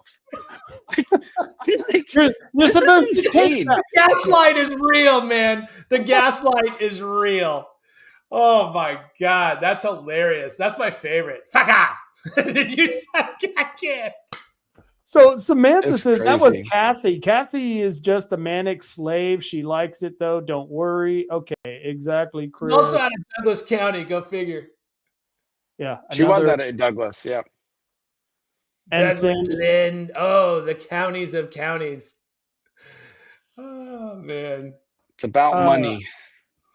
let's see. Well, it is about money. I saw that post there too. The Steve Nye. I mean, look, here's the deal, man. The Republican donor class has Oregon right where they want it. Okay. You're damn right. And so if you want to see change in Oregon, you got to have a new donor class, and that means that people need to step up. And that's all there is to it. You don't have a viable can. You could run somebody amazing for governor that will actually go in there like Trump and just smash the entire system on day one. But no Republican donor wants to do that, and so there needs to be Republican donors that are willing to get behind and back and create a serious campaign with a charismatic candidate who's ready to go to fight and go to bat for the people. And I think there's candidates out there, but there's no donors out there. So people need to go and step up. That's it, period. You want to change Oregon? Put your money where your mouth is. And that's why I'm telling people become PCPs. Stop complaining about this. There are 198 positions here in Coos County. We've got 44 people registered, and all of those 44 aren't even the current 48 PCPs, 49 PCPs that are out there. And so this is what's important. And I go back to, there was a comment earlier. I don't want to go back and find it, but Tanya from Lynn County said they got over like 284 PCPs registered in Lynn County. That is freaking incredible. And that's what we need to do all over Oregon, because that's how you keep that's how you keep the small factions from taking the party, is to have all the PCP positions sealed up. Well, yeah, and anybody in Oregon right now can go to the secretary. If you just type in like SEL 105, that's the title of the form, or type in like precinct committee person filing, it should take you right to the Secretary of State website, and you can fill out the form online. It'll take 60 seconds. It's like name, address, email. That's it. And you'll be on the May ballot. And with 3 votes, usually you get elected. If there's you get elected with 3 votes of 3 people from your precinct, that's all you need. Go tell 3 of your neighbors, and you can vote for yourself. So it doesn't take much. So I mean, if it's contested, it would take more. Like if there was 10 spots and there's 20 people vying for those 10 spots, you're going to have to win an actual election. But it's not normal. Normally, it's like there's 2 people running for 10 spots. So yes, 3 votes and you're in. But Lynn County, she says it was 146 PCPs. I'm sorry, I must have misread that. The thing about quorum, didn't she say there hadn't been quorum in 3 months? Yeah, in Lynn County. Yeah. So what happened to all those PCPs? I just got to know. That is interesting if they haven't had quorum. And that may be a problem for when you do have too many PCPs. You might not, if you don't get half of them to show up, you'll never get a quorum. So that is one of the problems, is you've got to make sure to and this is one thing that our chair doesn't do. Normally in the past, we would have a place where we met, and we knew that we would have about 150 people show up. Here in Coos County, 150 people would show up for the Republican meeting. Now you're lucky to get 10. And they're wheeled out on their wheelchairs and have oxygen. It's not very pretty, but we used to have about 150, and we know exactly where the meetings were going to be. Every month we knew that they were on the last Thursday of the month or the 4th Thursday of the month. And that was all set in stone. And now they don't have it. They don't even tell us when the meeting is until 10 days before the meeting. And then you got to get the word out. It's crazy. They're obvious. And I would go around the convention floor this weekend and I'd tell people, I'd go, hey, do you want to hear something? Everyone in this room is a PCP but me. And they go, how are you here then? I go, because I got elected by the body. You can nominate anybody as long as they're a Republican, and I became vice chair. But my executive board and my chair refused to appoint me as PCP. Even though I won an election, the body thinks that I'm of sound mind to be vice chair, but not to have a vote as PCP. So I can't vote at our meetings. I can vote at the state level and represent our whole county, but I can't vote in our little meetings over like, should we buy a tent? That's weird. Right. I know. My God. Tanya, I almost keep mentioning that name. I'm about ready to say Faganta, and it's not Ganch. Hey, what the Ganch? Faganta. Yeah, it's an Italian. But yeah, she says, yep, current chair pissed them off. So in Lynn County, I guess the chair pissed off more than half of the PCPs, and now they don't show up. They can't make a quorum. Well, time to make a quorum and recall your chair. Yeah, I would send out a letter in that county. And so we actually, Chris, you're a badass. He went out and he got 25 signatures from the current 49 PCPs. Some of them he has never even met, and he's been in the vice chair position since November of last year, proving that not everyone is receiving the emails from the current chair or the secretary. And it also proves the idea that I've had all along. They don't have all the PCPs to recall Danessa or Chris, and that's why they denied the court that PCP list. Well, yeah, they keep denying a vote to appoint PCPs. They won't even call a meeting.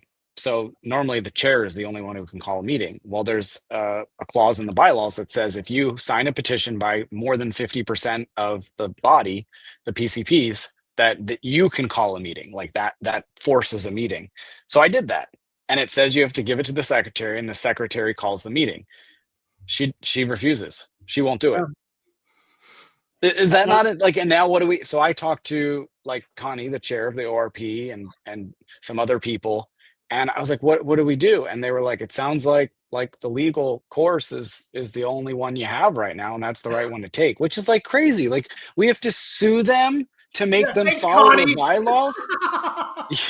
Oh my God. Well, she did tell me to call her this week because she was obviously very busy, involved in other things. So she did offer that, and I haven't taken her up on that yet. But I mean, the short version is you're going to have to go to court and have a judge read through all that and say, yep, you guys need to call a meeting.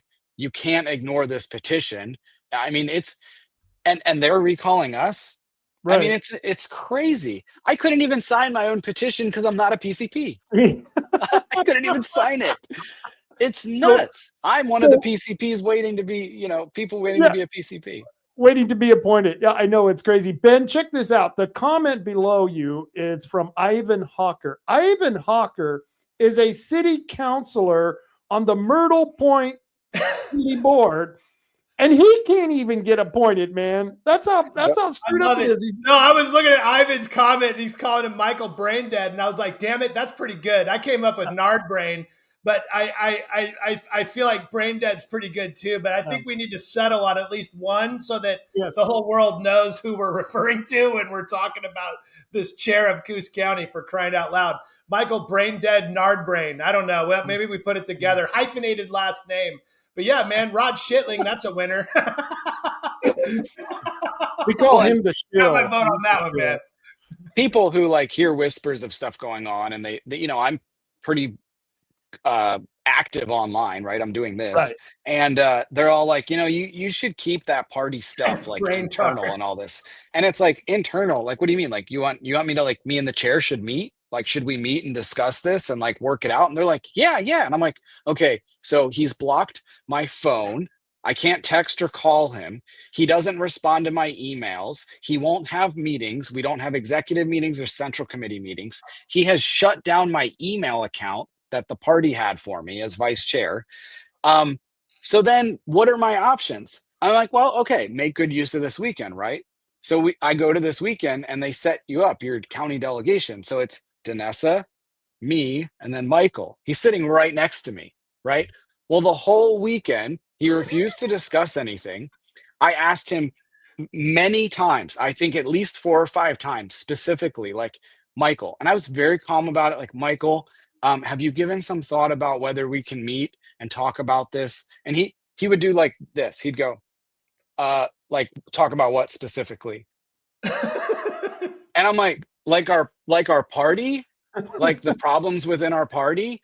And he goes, "What are you here for?" He would just Michael? sit there and he would go, and he wouldn't know what to say. And I'd go, Michael, let me take a step back. Hold on, I'll take a step back. Do you think it's important that we discuss the problems within our party? And he'd go, and I go, hold on, man. I'm going to take another step back. Do you think there are problems within our party? And he goes, no. I go, you don't think our party's broken? And he goes, no. And this little old lady, I don't know what county she's from, but she's sitting next to him. And she just had been overhearing this. She hadn't said anything all day. And she goes, I don't think our party's broken. And I go, oh, no, ma'am, I'm so sorry. No, like Oregon, the whole party is not broken. You're right. Our county party is absolutely broken. And now I'm like talking over Michael. And she goes, oh, okay. She's like, well, I'm from Washington County and our county was broken too, but we fixed it. And I'm like, this is amazing. So I go, ma'am, how did you fix it? She goes, oh, we kicked them all out. And I go, and this could go either way, right? I go, well, how'd you do that? Like, she's like, well, we just slowly over time kicked them all out. And I'm like, did you recall them? Did you vote them out by getting other PCPs voted in? And she goes, yeah, all of the above. And I go, wow. And I go, so can you classify this group of people that you kicked out? Like, were they just troublemakers? Were they? And she interrupts me. She goes, oh no, they were rhinos. We kicked all the rhinos out. We're MAGA. We're all MAGA now. And this is like happening, this conversation right over Michael, who probably doesn't even know he's a rhino, probably doesn't even know what MAGA means, probably thinks he's MAGA, and did it right over his head. And it was just like, wow, this lady does not know what insight she just gave us into our future, because that's what's going to happen in Coos County. We're getting rid of the rhinos. We're bringing in people who want to make America great again, who love this country, who are in it for the right reasons. We're not in it to get rich. We're not in it to get handshakes or hand jobs. We're in it to win it for the country, for our county, for Oregon. This is, anyways. Once I found out about the Preach hand it, jobs, brother. I Preach really it. left. Let's fucking go, dude. I'm fired up. Ben, I want you to check this out. Down below you is Phil Taylor. Phil Taylor is one of two Republicans who won a contested race. Why? By the way, Lori Osborne, who won the port, is actually a Republican. I did find out. I talked to her, and she's considering becoming a PCP. But Phil Taylor, who is the only one who was Republican who won a contested race, who showed up for the meeting, is still also waiting to be a PCP. That's two now elected officials on this show in Coos County. Go ahead. But Ivan's wife, Amanda, is on the school board, and their son is also on the city council. He's like 19 years old on the city council. I met him. And that's that's incredible. Those are the types of people we need involved in this party, and they will not allow them to be PCPs. They will not let them talk at meetings. It's like mind-blowing. It's almost like they're a captive party. It's almost like Michael Brainard is purposely doing this for his own either personal ambition or someone else. He really likes David Brock Smith. So then that takes you down that path of like, why does David Brock Smith want this party to be captive? Why would he not want PCPs to be involved? I mean, it's really, really bizarre. Totally bizarre. Rod Taylor, the county commissioner, him and his wife aren't being allowed to be PCPs. Sorry, go ahead, Ben. Fat, chubby Napoleon, you got to make sure that your insurrection is quelched. But I got to go back to Ivan, because I think I fully agree with you on Braintard as his last name. Perfect, done, drop the mic. It's Braintard from here on out. That's genius. But no, the poor kid. I mean, I feel kind of bad for him, because it's hard being a puppet. You know, when you're like this, and then someone asks you a question, you got to, oh shit. And you don't know which one to lift, or, you know, whatever it might be. And so he gets, you know, he's going to be stuck in a lot of times during conversations, kind of like a robot that's, you know, has a memory overload. But yeah, I mean, blow his ass out of there, get the PCPs in. I think what you should do is what Danessa should do, and you should do, is you should sue him personally for the legal fees. Like go after him for legal fees. Like, just if you have to destroy his life, it's sad because he's young, but he's got a lot of time. He'll bounce back. Teach him a lesson. He's playing big boy politics, and I think you treat him with respect enough to bring the pain, because the law has to be followed. we have the laws for a reason, and you hold him accountable and you bring the hurt. So I'd say go after him for legal fees. You can sue him right after this too. Even when you win the suit, you can sue him again for legal fees. He is named on the lawsuit. It's already been filed that he will be responsible for the legal fees. And that's not to just like make him hurt. It's like, this does cost money. Yeah. So like, you're forcing us to go to a judge, waste the judge's time, waste our money, waste the lawyer's time to go and make you do what you should have done easily in the first place. Right. So we were trying to explain this to him on Friday, and he gets all upset and he goes, no, what you're doing is you're suing the party. You're going to bankrupt the party. And I go, dude, you need to read those legal documents because you are personally liable. We are not suing the party for the legal fees. We made it very clear. We even amended the lawsuit to make it even more clear that the party would not be held liable financially, that Michael would. And he goes, yeah, well, you don't think the party's going to reimburse me for that? And I go, no, I don't think they will. And I go, Michael, why would you do that? You are personally doing this. The party is not doing this. None of these are votes of the whole body. They're all things that you are deciding to do. Why would you do that to the party? And then he yells at Danessa and says, you're trying to just personally profit by suing the party. And I go, Michael, that's not how a lawsuit works. Yeah, because Danessa needs the money, right? I mean, Yeah, well, yeah, I said that too. This is out there suing people, in those ambulance chasing accidents. That's how she is. She's just suing everybody But for money. if someone spends $30,000 on legal fees and they get reimbursed $30,000, I know this might be hard for a brainard, but it's a zero. The sum, or like the difference, the delta is zero. There's no profit when you get to zero. So it just doesn't make any sense. And I did say that to him. I go, dude, Danessa's rich, man. Get over it. And she's got multiple businesses she profits well from. She does not need to profit from the party. No. The party is like a couple $1,000s. And by the way, she's one of the biggest donors to the party in Southern Oregon in general. Like what? Oh, well, get this, Ben. Danessa, you know her. She sense. owns several businesses. That woman gets up at the crack of dawn. She doesn't go to bed until it's dark at night. She runs circles around some of us on the things she does. And this woman earns everything that she has. And there are a lot of people who don't like her, who are jealous of her because of that fact. And it just eats me because she's one of the most decent, good people who doesn't act like she has a lot of money. She acts like a regular person. She's a God-fearing woman. And what kills me is these are fellow Christians who are targeting her. I can understand it. I'm not a Christian. Go ahead, target the hell out of me, all you want.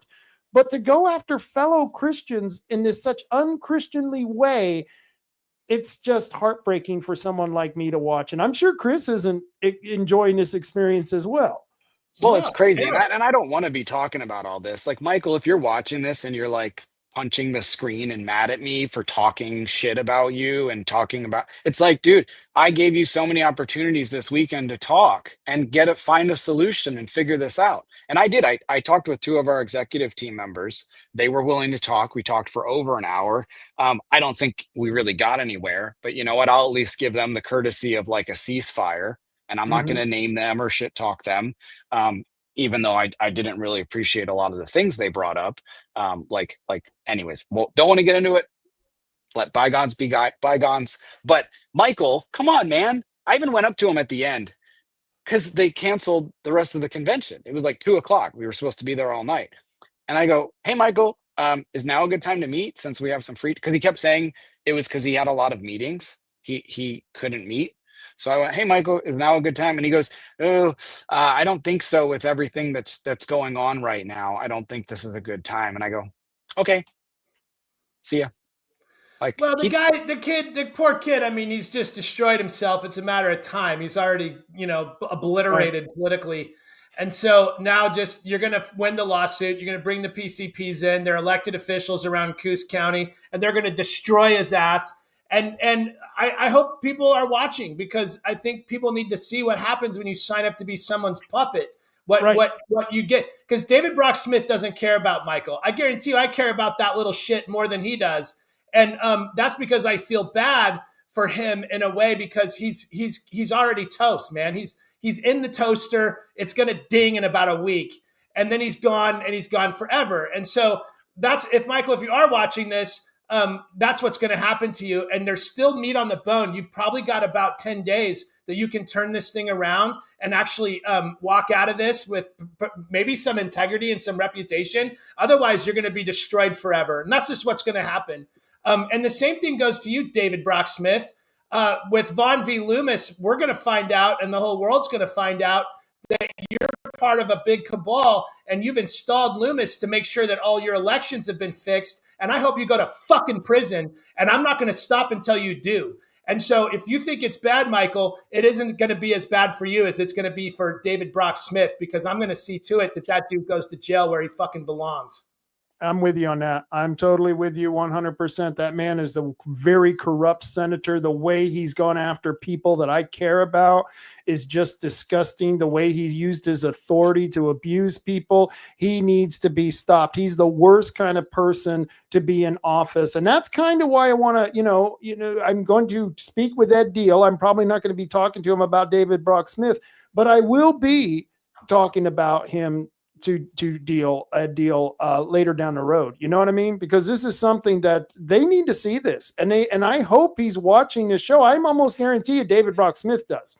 David Brock Smith watch every episode because he comments. He tells me he watches them. Yeah. And so I know he watches it. He opens up my newsletter every week. So yeah, he's diligent. Yeah, he is. And I'll tell you right now, Edtl knows all about David Brock Smith. He knows exactly who he is, because I know that him and Kevin Starrett have had multiple conversations about the corruption in Oregon's politics. And David Brock Smith is the very reason why Oregon has lost and continues to lose and continues to remain divided in the ORP. He is 100% the reason, and we will never, ever, ever, ever be able to successfully defeat Democrats politically as long as David Brock Smith is bringing the Chinese money into the Republican Party. We will never have unity. We will never have anything. We will never have jack shit. We will have what we continue to have, which is nothing, because of David Brock Smith. He is the fulcrum point that prevents all forward movement in our party, and that's why I go after him. That's why I've been going after him, and I won't stop going after him. And I'll tell you right now, I'm like a dog with a bone, okay? And I've been a dog with a bone for a long time. And once you latch on, I ain't letting go. And so that's just what happens. I mean, the shit can go both ways, whatever. It doesn't matter. It doesn't slow us down. And I know David Brock Smith doesn't sleep at night because Dan Loomis is about to go down and take the fall. And let me tell you something. Loomis is going to quack like nobody's business when he's looking at federal election charges. He's going to quack and quack and quack, and because Dan Loomis is a little bitch, and he's going to quack. And so, David Brock Smith, I can't wait. I'm excited. I'm looking forward to it because you fucking deserve it. It's that simple, man. It's great. And you're going to go down. Sam, look at this right here. Sam was asking about whether he's paying for the conference from his campaign fund. So you can go to Orstar, you can type in Friends of David Brock Smith for the campaign name, and this is his campaign cash cow account right there, Mount Hood Village. That's one night at the hotel, and he was only there for one night. So there it is. And you can go down and look at the other ones from back in May. He paid for the conference back in May. There, third line down, there's Oregon Republican Party cash expenditure, $310. That's his conference fee with the dinner from Saturday night. I mean, he is paying for all sorts of things for him to go around to all these. He's not even in a campaign. This is not a campaign season. And it's like, he took money from our county. He took $1,000 from Coos County. Like, that's not what we gave you that money for. I mean, I don't even think we gave you that money. I think you kind of took it. You just convinced the executive team to give you that money. But I wasn't there at the time. This was 2 years ago. But it's like, that's what you use the money, the hardworking people of Coos County that put money into a campaign fund to elect Republicans. You're using it to go to conferences. I mean, that's crazy. I didn't get reimbursed from our county to go to this convention. It cost me over $1,000 just for me. It's nuts. Chris, you see how much I travel to do the things that I do. You know how many times they reimburse me for the gas that I throw in my car and the time I spend or the hotel rooms that I get or anything? Not one damn dime. I don't feel sorry for David Brock Smith. We work our ass off to be able to do what we're doing. And he's living off of, well, CCP Thomas Tuttle and those Tuttle tokens. We need some more of them Tuttle tokens. So, yeah. And he should give that money back to these county parties. Yeah, and the biggest concerning thing is that when Todd Vaughn ran against David Brock Smith, we broke down and exported every single transaction from 2016 to 2024. And this very pack that we're looking at right now has every single transaction. And we painstakingly, it took days, okay? We painstakingly exported it into Excel, and we categorized every single contribution and expenditure and categorized it. And we did our best, man. We wanted to make sure that it was like, if it was a medical office or a dentist office that donated, we called that a grassroots donation, okay? And we painstakingly did this. 80% of all the money that the guy has raised since 2016 has gone to political contributions to other Republicans across the state. He's the single largest donor in the House caucus and the Senate caucus. This guy is the money mule, and he's brought all this money in from literally from China. The number one largest donor is Thomas Tuttle, the individual, and he's out donated to David Brock Smith more than in 2016 to 2024, more than the entire corporate lobby combined. Okay. Fucking Pepsi, Nike, like all these big, Tuttle has donated more. And Tuttle owns a hedge fund that's been featured in Forbes magazine. He's a multi-billionaire in San Francisco, and he serves China. He serves China. Yeah. The Chinese Communist Party is his number one customer. This is the craziest thing in the world. It's all there. There's no denying it. It's so insane. And I'll tell you, it's extremely disturbing because David Brock Smith controls the majority of the Republicans in our legislature because of that money. And Edtl is one of those victims, I would say, but he's not a victim because he's weak and his character is weak. And when you have weak character in this business, guess what you do? You sell out. You open your legs. You just sell out. And that's exactly what most of them have done. And there's a few that haven't. And you'll be surprised at later on in the future. I'll potentially reveal more that haven't sold out, and you'll be surprised who they are. Some of them you think, oh no, there's no way they didn't sell it. But no, there's a few really good ones left that have woke up to this, and they say, I don't want to be a part of this scheme. And this is a scheme, and he has almost full control over the ORP. It's crazy. Yeah. I don't know if you can see like 10 lines down there, 2 line items for Michael Brainard. We have asked many times, both David and Michael, to explain what these line items are for, and they have not. And it was, I believe, 3 days after the election in May. 3 days after an election in which David Brock Smith endorsed 3 Democrats against 3 Republicans, like myself, Danessa Rains, and Rick Coleman, were running for a college board seat. He endorsed our Democrat opponents. And then 3 days after that election, gave, I don't know, looks like a little over $1,000 to Michael Brainard. Yeah. Yeah. Wow. So reimbursed for something. That's a lot of money for a kid his age. Well, Ben, let me ask you this. If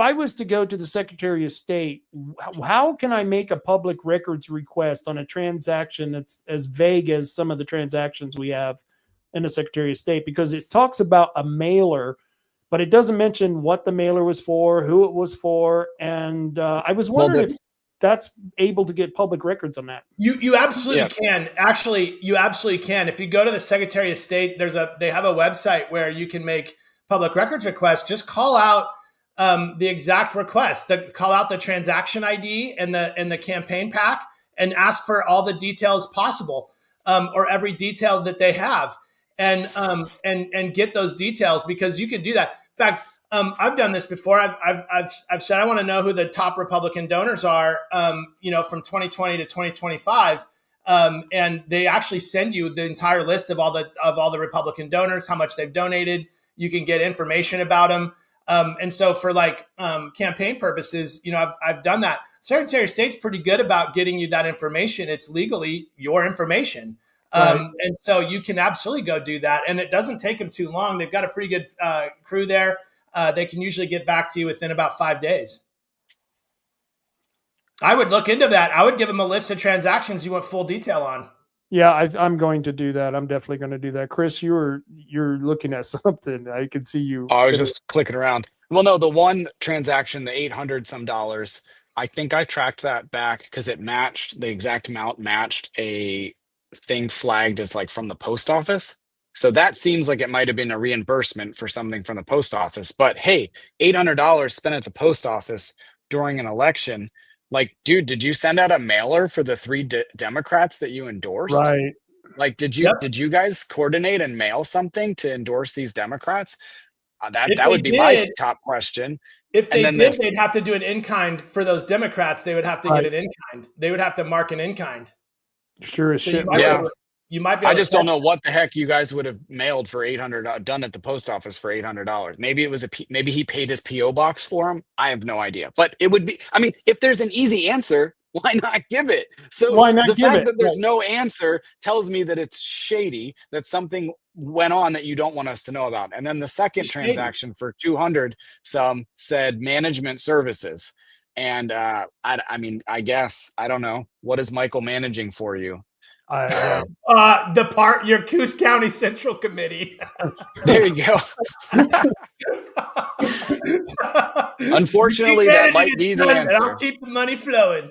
Yeah, keep the money flowing. Yeah. Well, I got news for Michael. Those Tuttle tokens, I guarantee you, aren't going to flow to him when he loses this lawsuit. And if he really thinks the party is going to reimburse him, this is sad, Ben, because I could see Rod Schilling putting his arm around Michael and saying, buddy, don't worry. We're going to be there. We'll take care of you. We'll pay for that. We got all those expenses. I got news for you. That's never going to happen, because if he loses his position in the party's never going to vote to give him any money. There is no money for them to give him in the first place. And he's getting sued personally, him and Lourdes. And by the way, Lourdes, in case you don't know, it's the same deal. And I'm afraid she testified or gave a statement that they have all the PCPs. And I'm telling you, Lourdes, I don't think you do. And I think Rod or whoever developed that list is lying to you. And if that's the case, you're seriously going to lose. That's going to be cost you the lawsuit. And we're up to a lot of money. It's a lot of money right now. It's a lot of money. Guys, I got to run. I got to make sure my boys get to football practice. All right. It was a blast having you here, man. What's that? It was a blast having you here. This is cool. It's a blast being here. I appreciate everything you're doing, Chris. Thank you for everything you're doing and everything you did this weekend. And just keep up the fight, man. We just have to stay strong. And when the attacks come and you're taking flak, it means you're over target. So I stay over target. You guys stay over target, take the flak. Yeah. It's always good chatting with you. Remember the secret handshake. That's right. The secret and the double. I love you guys. Same team. Same team. I'm showing you endearment when I do that. It's not assault. This is not a crime. Did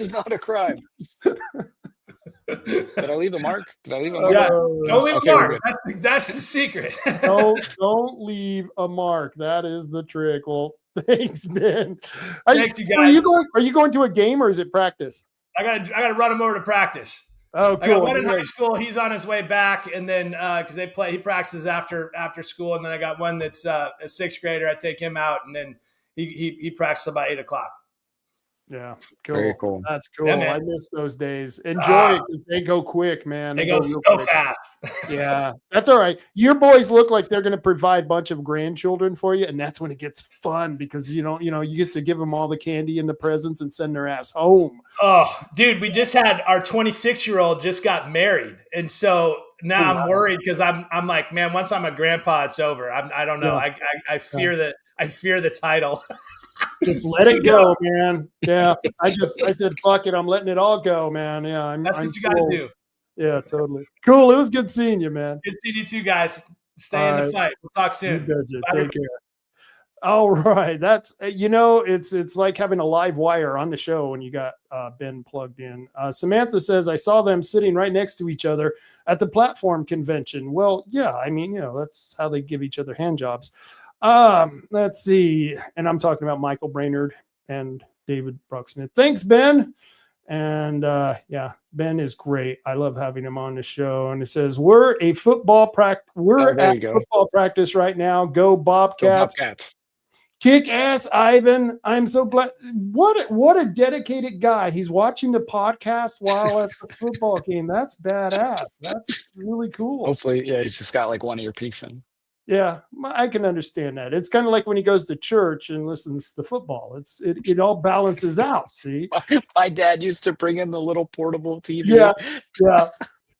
With the earpiece in.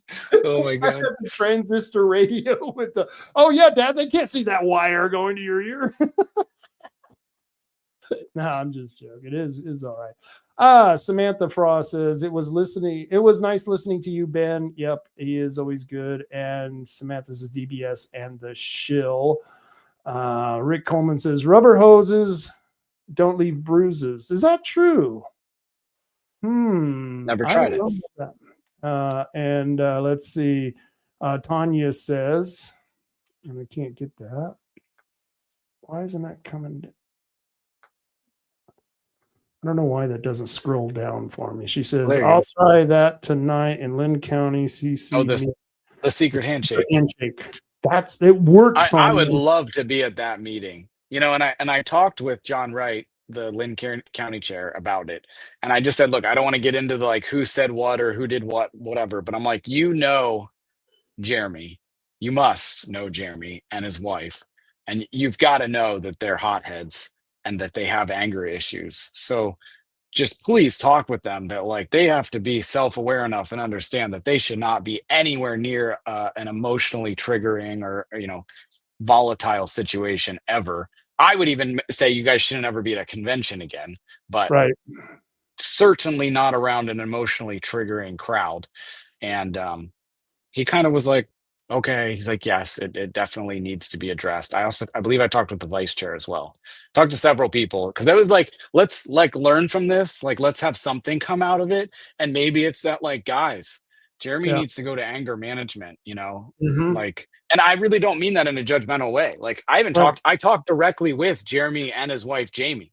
If you're watching the show, you remember I talked to you guys outside the convention center, and I told you, I'm not trying to be mean or rude or judgmental, but you do have to acknowledge that you guys have tempers and you have anger issues, and enough that Jamie, you're screaming to Jeremy, Jeremy, don't.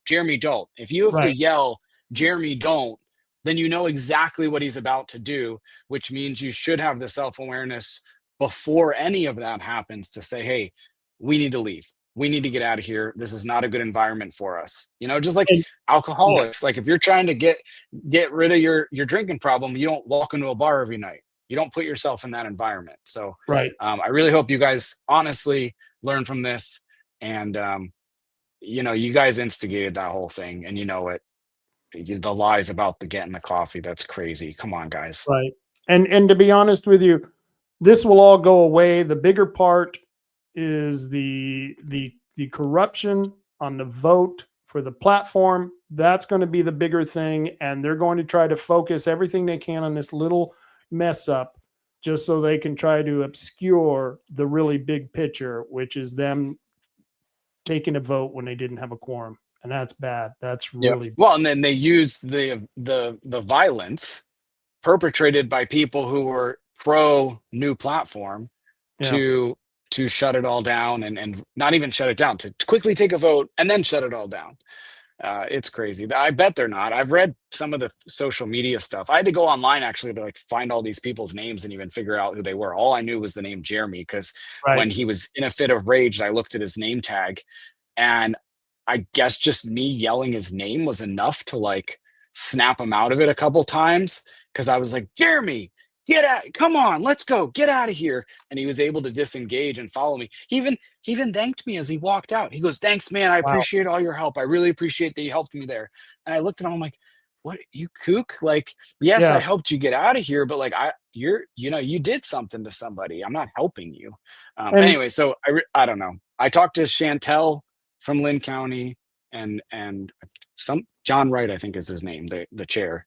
So, they seemed like solid, rational people. Chantel, I believe, was there the night before with Tanya when they were going crazy on Sam. So she does know how Jeremy is and how Jamie is. They were drinking and getting crazy. So, let anyways, me but let yes. me play the last part of the interview I did with Michaela, because I wanted to Oh, yeah. show you that, because she backs up everything that you said, and I think that it's very important. Why is that not? I actually don't think I've even talked to Michaela about any of this, which is crazy. Well, that's not working. What Oh, the hell that's is that? us right now. This is like Inception. Oh wow, that's We're like, weird. you're showing everybody your control room. Oh wow, that was okay. All Uh, right, so I don't want to do that. Let me see here. I don't know what they kind of messed up the buttons here. They keep moving on me. So let me do the screen share. It's not. Hold on. It's pardon our dust, folks. We're working on it. We'll get there. okay. All right. Hold on. This is good because, like I said, it's kind of important, and so I'll This go is where back. you play commercials. And we're Damn. going to go to commercial break. We'll be right back. Why isn't this doing this? Hold on. Let me. Yeah, no kidding. This is why we do commercials, because I can't get the actual. So hold on. Let me see here. Yeah, there was still a good half of that interview with Michaela left, I think, when you paused it. Forum. Yep. And There it is. so, I hear it. okay. So I got it up there. Let's see if I can share it now. Share screen in the freaking window. Okay. Hallelujah, man. It wouldn't give me the screen. And there it is. There it Let's is. play it.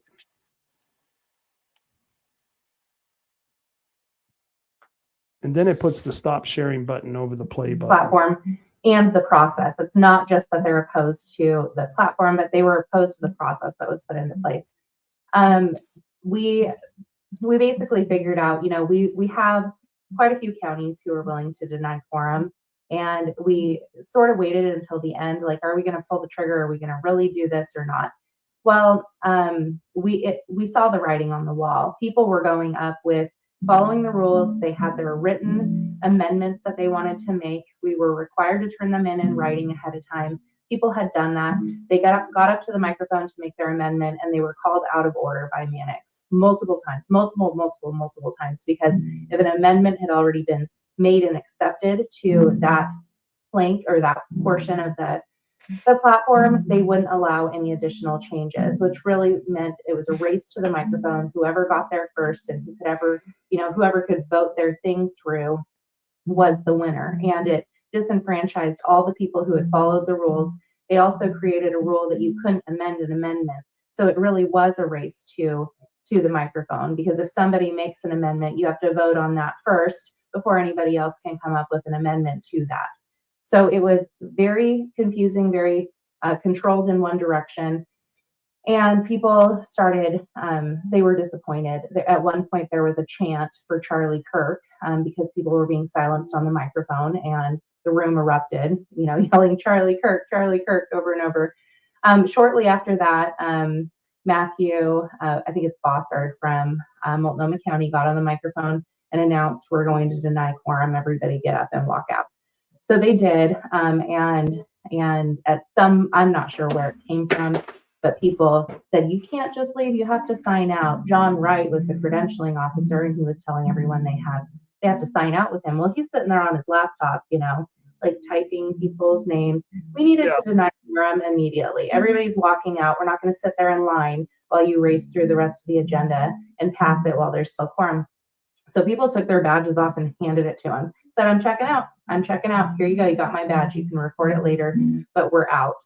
And so he had his arms like full of all of the lanyards of the badges on him. And Kevin Mannix was asked for a credentials report by Joanna Harbor. This was like the third time she had asked for it in the last 45 minutes, and he still hadn't provided one. So she asks for the credential report. Mannix asks John Wright, how many people do we have? And John goes, I don't know, because like 20 or 30 people just handed me their badges. It was more. And we had the list to prove that there were more than that walked out. But he's like, I don't really know what the number is. And Mannix said, well, what's the last number that you had counted, that you have a count for? And I think he said 188 or something like that. And he goes, okay, that's your credentials report. Let's move on.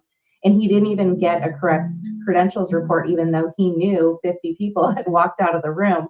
Right. I mean, just crazy. And they raced through the rest of the agenda, and they voted the 2025 platform in illegally without quorum. So it really doesn't matter. It's not the 2025 platform. And we were all directed when we went out into the hallway to go into this room that was adjacent right next door. When we went in there, that's when we started gathering the signatures of all the people who had walked out. They put down their names and their, position and, all of that so that we can challenge this later. And it didn't take very long for a disruptor to come into the room and start yelling obscenities. And I was busy trying to get people to do signatures at that moment in time. I could tell there was like a scuffle going on in the doorway with people yelling. And then this man came in, just busted into the room and put his nose like right on Joseph Whitcomb's nose, who's the chair of Multnomah County, and like pushed towards him.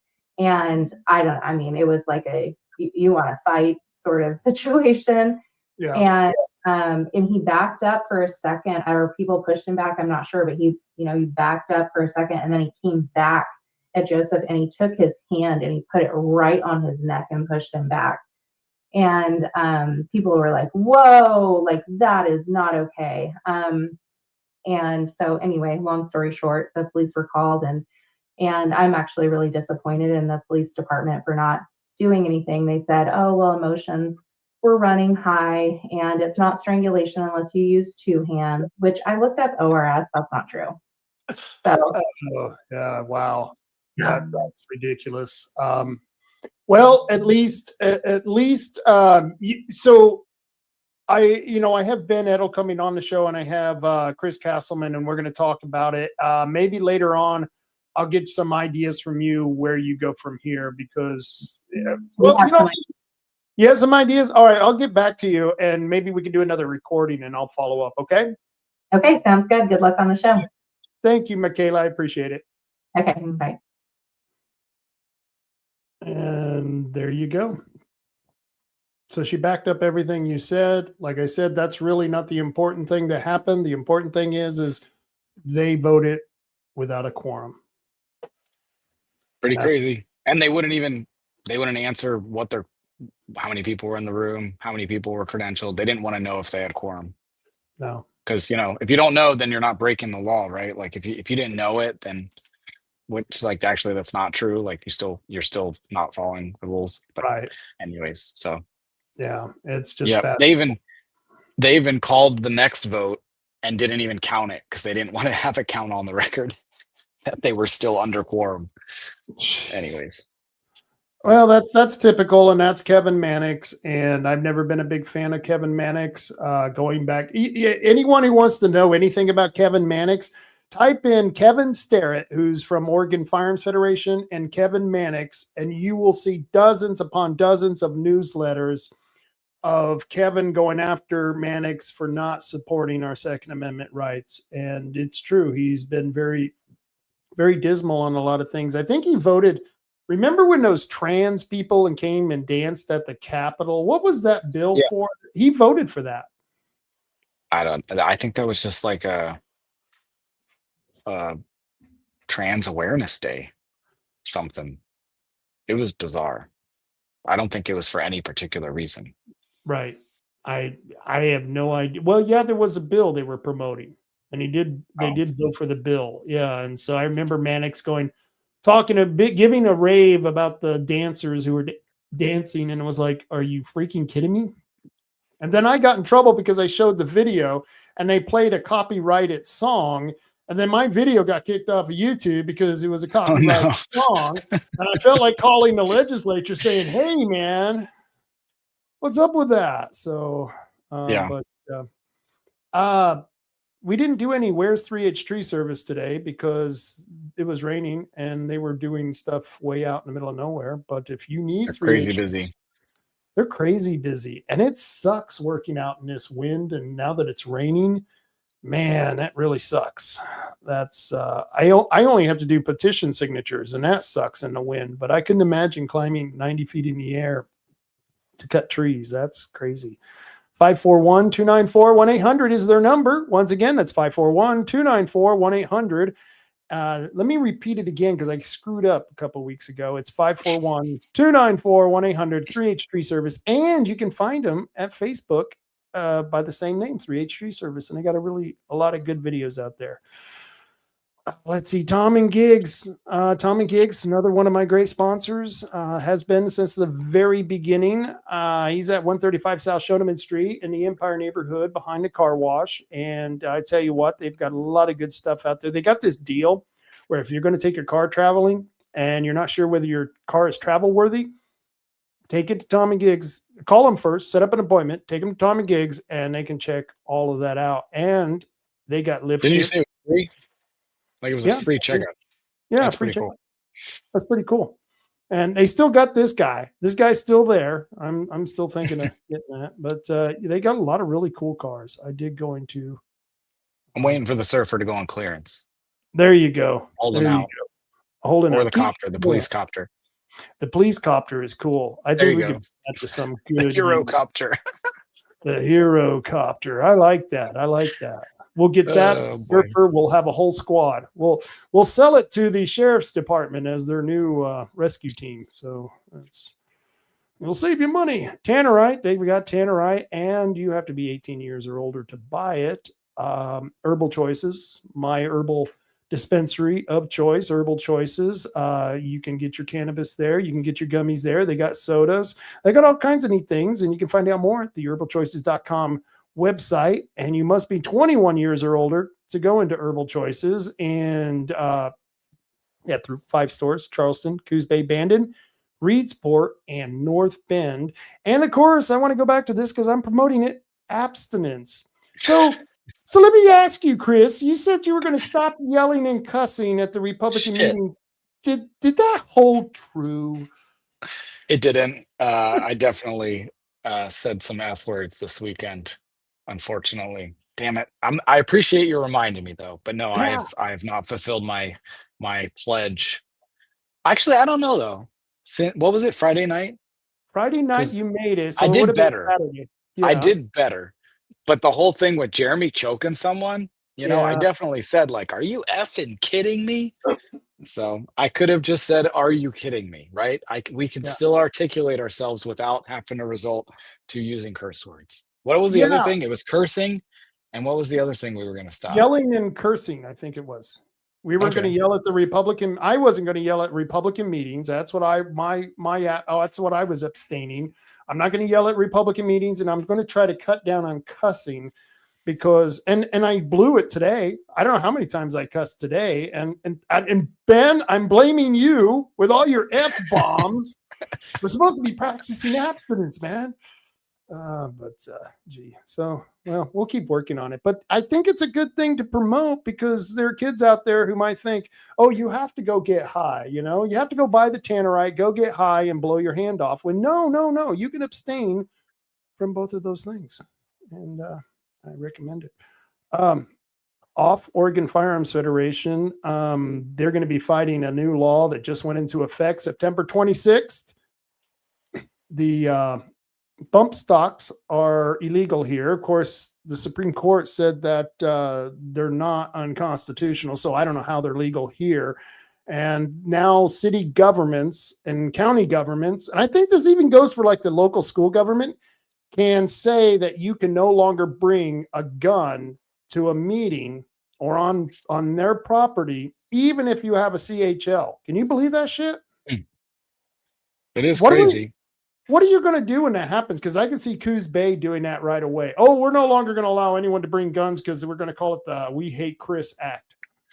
I really don't know. I haven't thought about it. Never thought it would. I mean, so it's like, it's kind of part of the reason why I do always open carry, because I've always told people, like, if you don't, then the moment when they remove these or when they add restrictions and remove your rights, you won't even know it, because if you don't carry a gun, like, why would it affect you, right? So I purposely was like, part of it was like, hey, not only will I have it if I ever need it at some point, right? Somebody barges into a city council meeting and starts shooting people, I can be there to protect the city council and the citizens.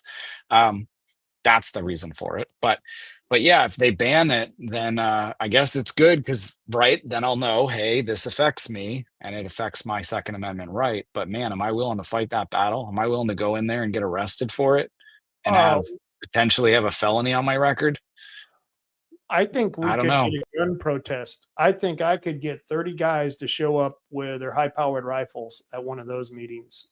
And I mean, the optics of that, man, but they don't have enough jail space. So what are they going to do? What are you guys going to do? So I think we have and if to. it's a C, or I think it was like C and D misdemeanors. I might not be saying that right, but that's like, those are things that the what is it called? Our district attorney has said they're not going to prosecute. So I don't know what this new thing would be classified as, but if it's one of those and then they decide to try and prosecute it, it's like, that's another no. You have to be consistent, but we know the government isn't.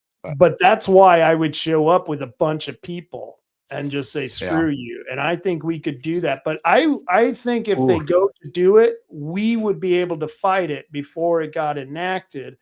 And that is one of those things where if they do it, I possibly would consider putting it up for a referendum. We'd have 30 days, but there's already places I have to take my gun off. If I go to SWAC, if I go to the college, I can't have my gun on me. If I think it's in buildings. I can have it.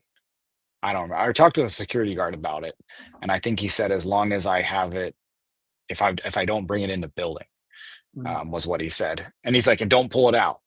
don't pull. I go, why would I pull it out? Anyways, and then where else? The courthouse, duh. Like if you go in to pay your tax bill or sign up for an election or something, it's like you can't go in the courthouse with a gun. You can go in the sheriff's office, but you can't go in the courthouse. But wait a minute, isn't that only for the court section of the? But because the whole building is open like that, you can't.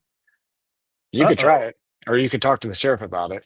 I've been breaking the law. Oh my. Oops. I have, I really don't care at this point. Most courthouses have metal detectors. Yeah. Well, there's no reason to put a metal detector on. Nobody's going to do anything to anyone here. They were so worried about the crazy white supremacist, and yet show me a white supremacist that's done anything wrong. Of course, I think people are afraid that, like, I get, because in bars too, you're not allowed to have a gun in a bar. I've been asked to leave a bar before for having a gun, open carrying it. And then I'm like, and they're like, I support your right, the Second Amendment right, but I do have to ask you to leave. I'm like, well, then you don't support it. So, or like you're support it, but you're enforcing, the infringement of my right. But it's like, I think they don't want you in a bar, in a courthouse, because or in a city council meeting, or at a college, because like emotions could run high, like these gun-free zones. But it's like, I guess everybody's different, but like, I passed the test this weekend, right? I was in the midst of all that shuffling as a witness. Like, I was not shoving, I was not yelling, screaming, nothing, but I was there standing by, and I didn't whip out my gun and go, hey, you stop choking him. I didn't do anything like that. So I passed the test. You can remain calm and de-escalate things without having to pull out a gun. I've been in some scraps with my gun on, and the last thing I would ever do is pull my gun. I'd rather take the beating than have to. Right. It's almost like it's you definitely don't do it because you have a gun on. You almost like have to de-escalate because you have a gun on. So totally. They were criticizing online Joe Whitcomb they were like saying, he always talks about how he conceal carries a 45. It's like, what? So you choked a man, and then you're harping on him for concealed carrying a 45. Like, you people really are deranged. He didn't put a bullet in your head, and you're criticizing him for that. I guess next time, It's just, Joe, I mean, pull out the gun and kill the son of a bitch, I guess is. I was reading through the comments on like X and Facebook, and it was one of those moments where you're like, I should delete all my social media accounts because this is absolute nonsense, and this is why people should not have social media, and I don't want anything to do with it. Absolutely. And yet here we are. It's like it's where I get all the good juicy stuff. And well, it was funny. I went at it with Coco, who works for Edtl, but she was the one who dug up all that evidence on Danessa and DB Western and was putting it out there that they're going to make a fortune off the wind turbines. That was Coco. And I had made a comment about her. She said that my answers to my questions were very revealing. I said, I'm sure they are, Coco, and I imagine you would reveal yourself at the drop of a 20.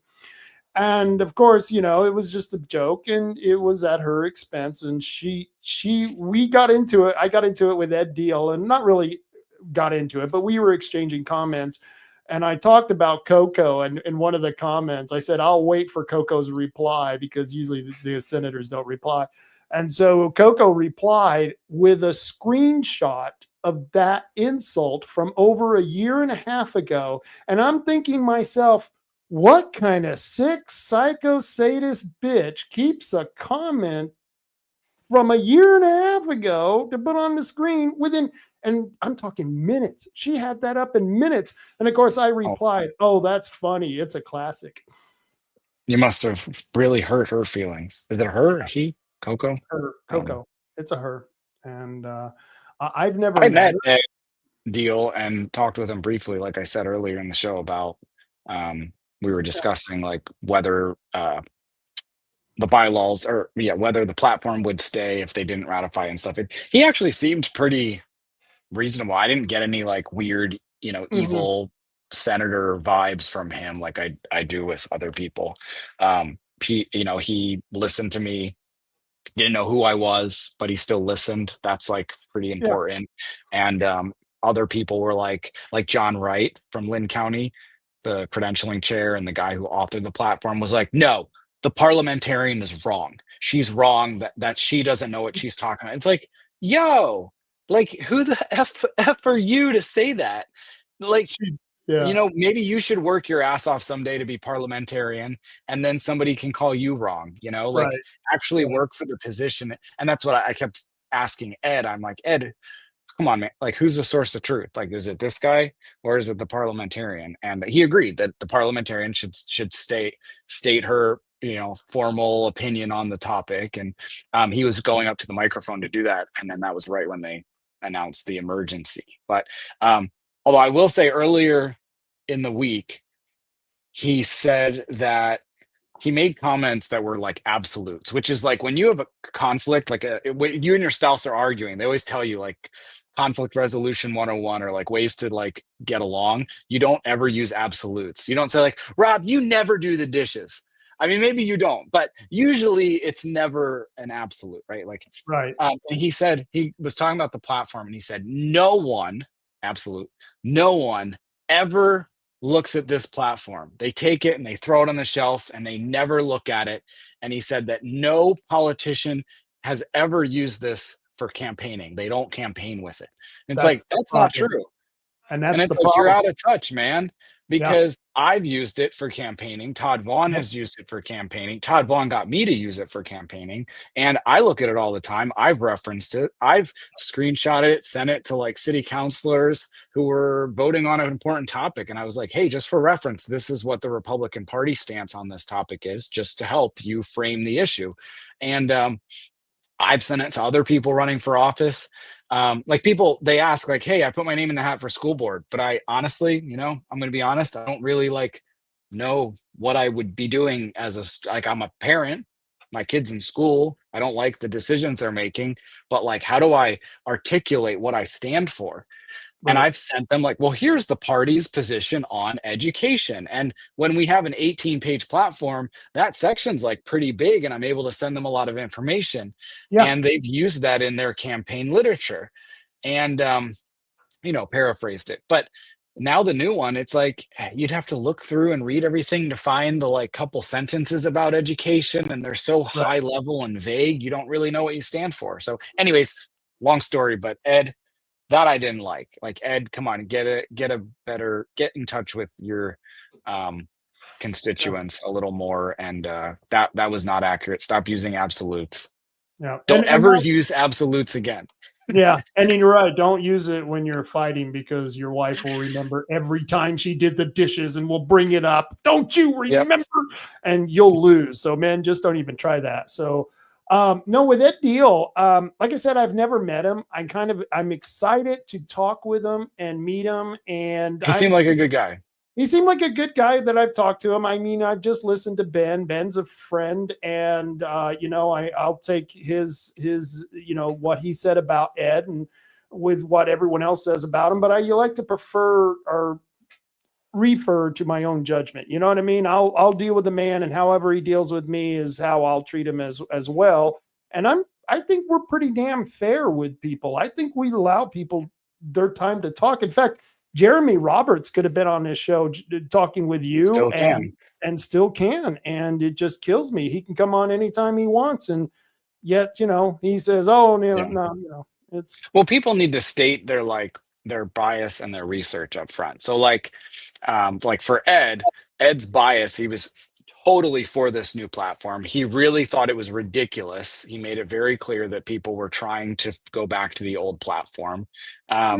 And he was in the main convention center room the whole time. So like when all the shuffling stuff happened, he wasn't involved in any of that.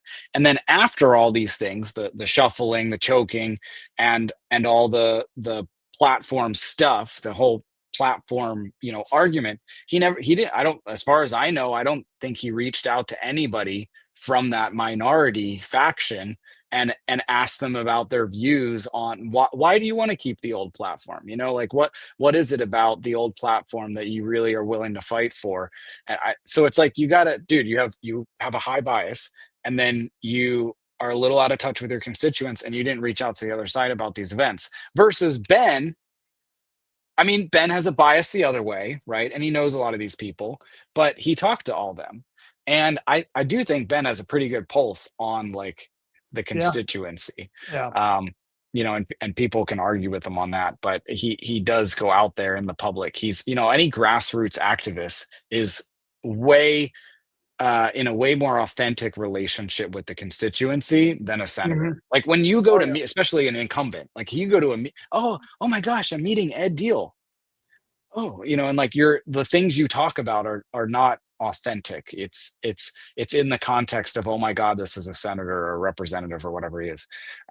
Versus like just some rando activist. Like when people come and talk to me and you, it's a much more authentic, real conversation. We spend more time with them. They're more open with us.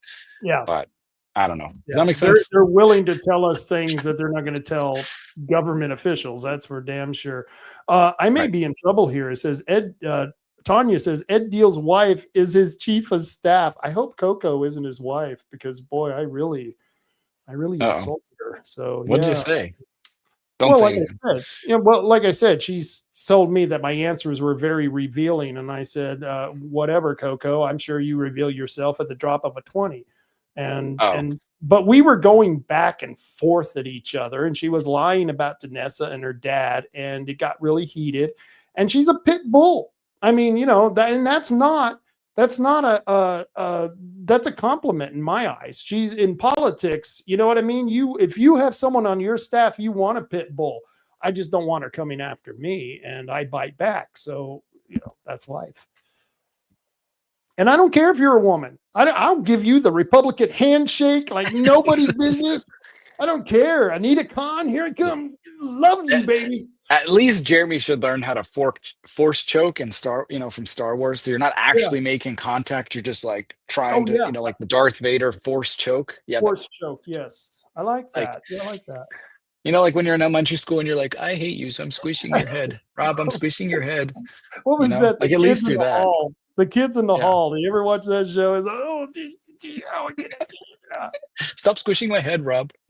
Okay. So, I'm in the clear. Says no, Coco is his social media hire. Oh, thank goodness. Well, that would explain a lot because the woman's got like astronomical followers. She's got an incredible amount of followers. I don't know how she got them. So when when me and her went back at each other, I thought, oh man, I'm going to get attacked by all 45,000 of her followers. Not a single person came to her defense. In fact, a couple of guys were making fun of her. So I don't know. Do you want to hear something funny? So Tanya, this is so cool that Tanya's on here commenting because I really didn't get her name. I forget names all the time. So now I'm gonna remember her name and hopefully we can connect on Facebook or whatever social media stuff. But she was sitting there when I was talking with two executive team members from Coos County. I finally got a chance to sit down and talk with people from the other side who are trying to recall Dinesh and I. And we sat down and I just let them talk. I mean, just guys, say whatever you want. Just tell me how it is. Tell me what I can do better. Tell me what you think. And she overheard some of this conversation and she chimed in. It was so ridiculous that like strangers, Tanya and I did not know each other at the time, had to chime in because I was being told essentially that I'm not allowed to be involved with the Republican Party because I moved here 4 years ago. And that if there are people who have lived here their whole life and worked for it, that they should have the executive board positions instead of me. Who told you that? Who told you that?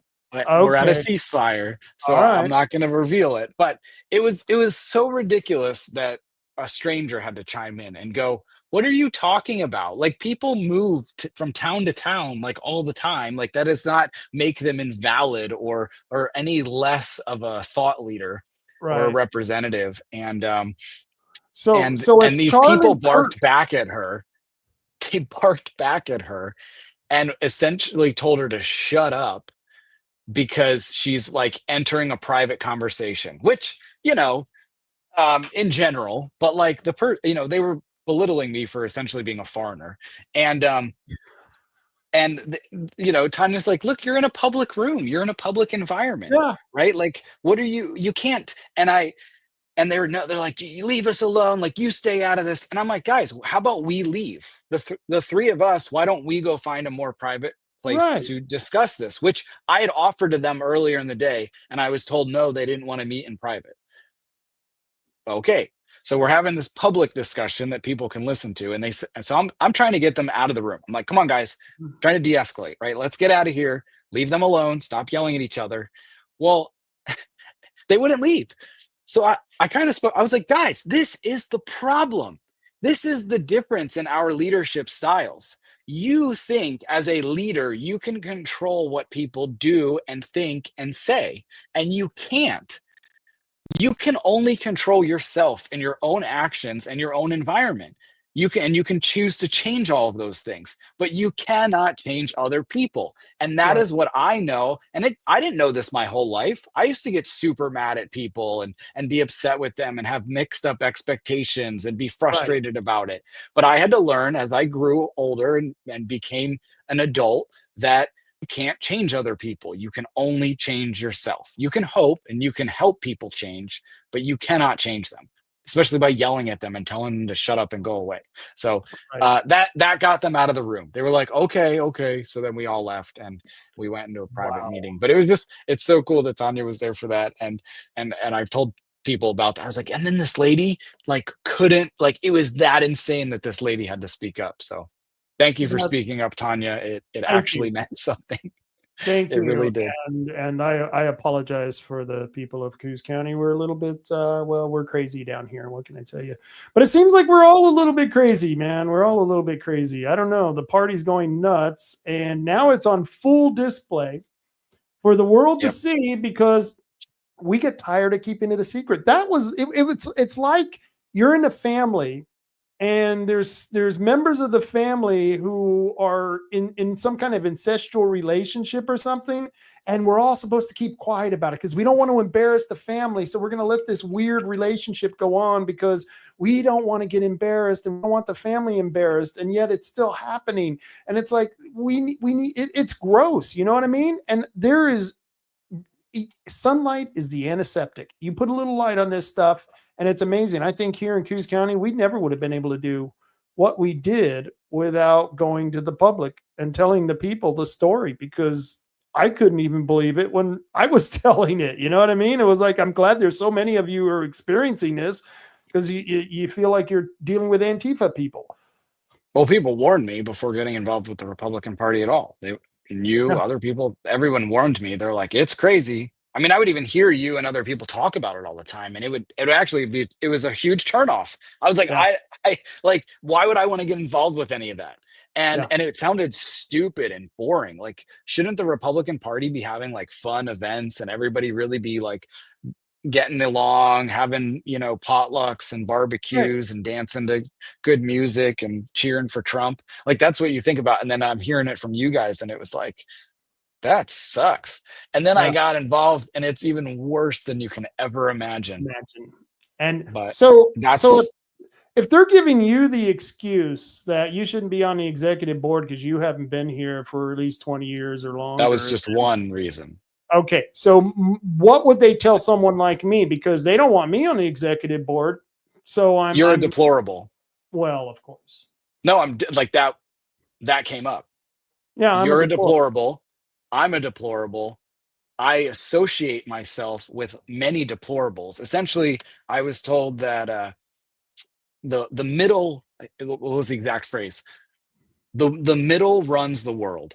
They said the middle. So like moderates and centrists run the world. And they also meant that in terms of like elites, that like, yes, the super rich run the world, but like really like the middle runs the world. And if you get the people from the middle in, that is like control or something. So anybody on the fringe is not welcome. They don't want anybody else on the fringe. And they said that essentially we're fringe, but like they meant it in a deplorable, demeaning way. Like, of course, we're low lifes. And they mentioned certain people, and like they told a story about how you were at the, like, must have been like the North Bend Medical Center, and you were protesting masks, like a mask mandate, and you were yelling about it. And like that was somehow like made you deplorable. And I'm like, that kind of sounds badass in my opinion. Like if he was somewhere and he was like standing up for our rights to not have to like wear a mask on our face and get kicked out of a building for getting yelled at by people, you don't have a fucking mask on. Remember everybody remembers that. It's like, thank you Rob, for standing up for that.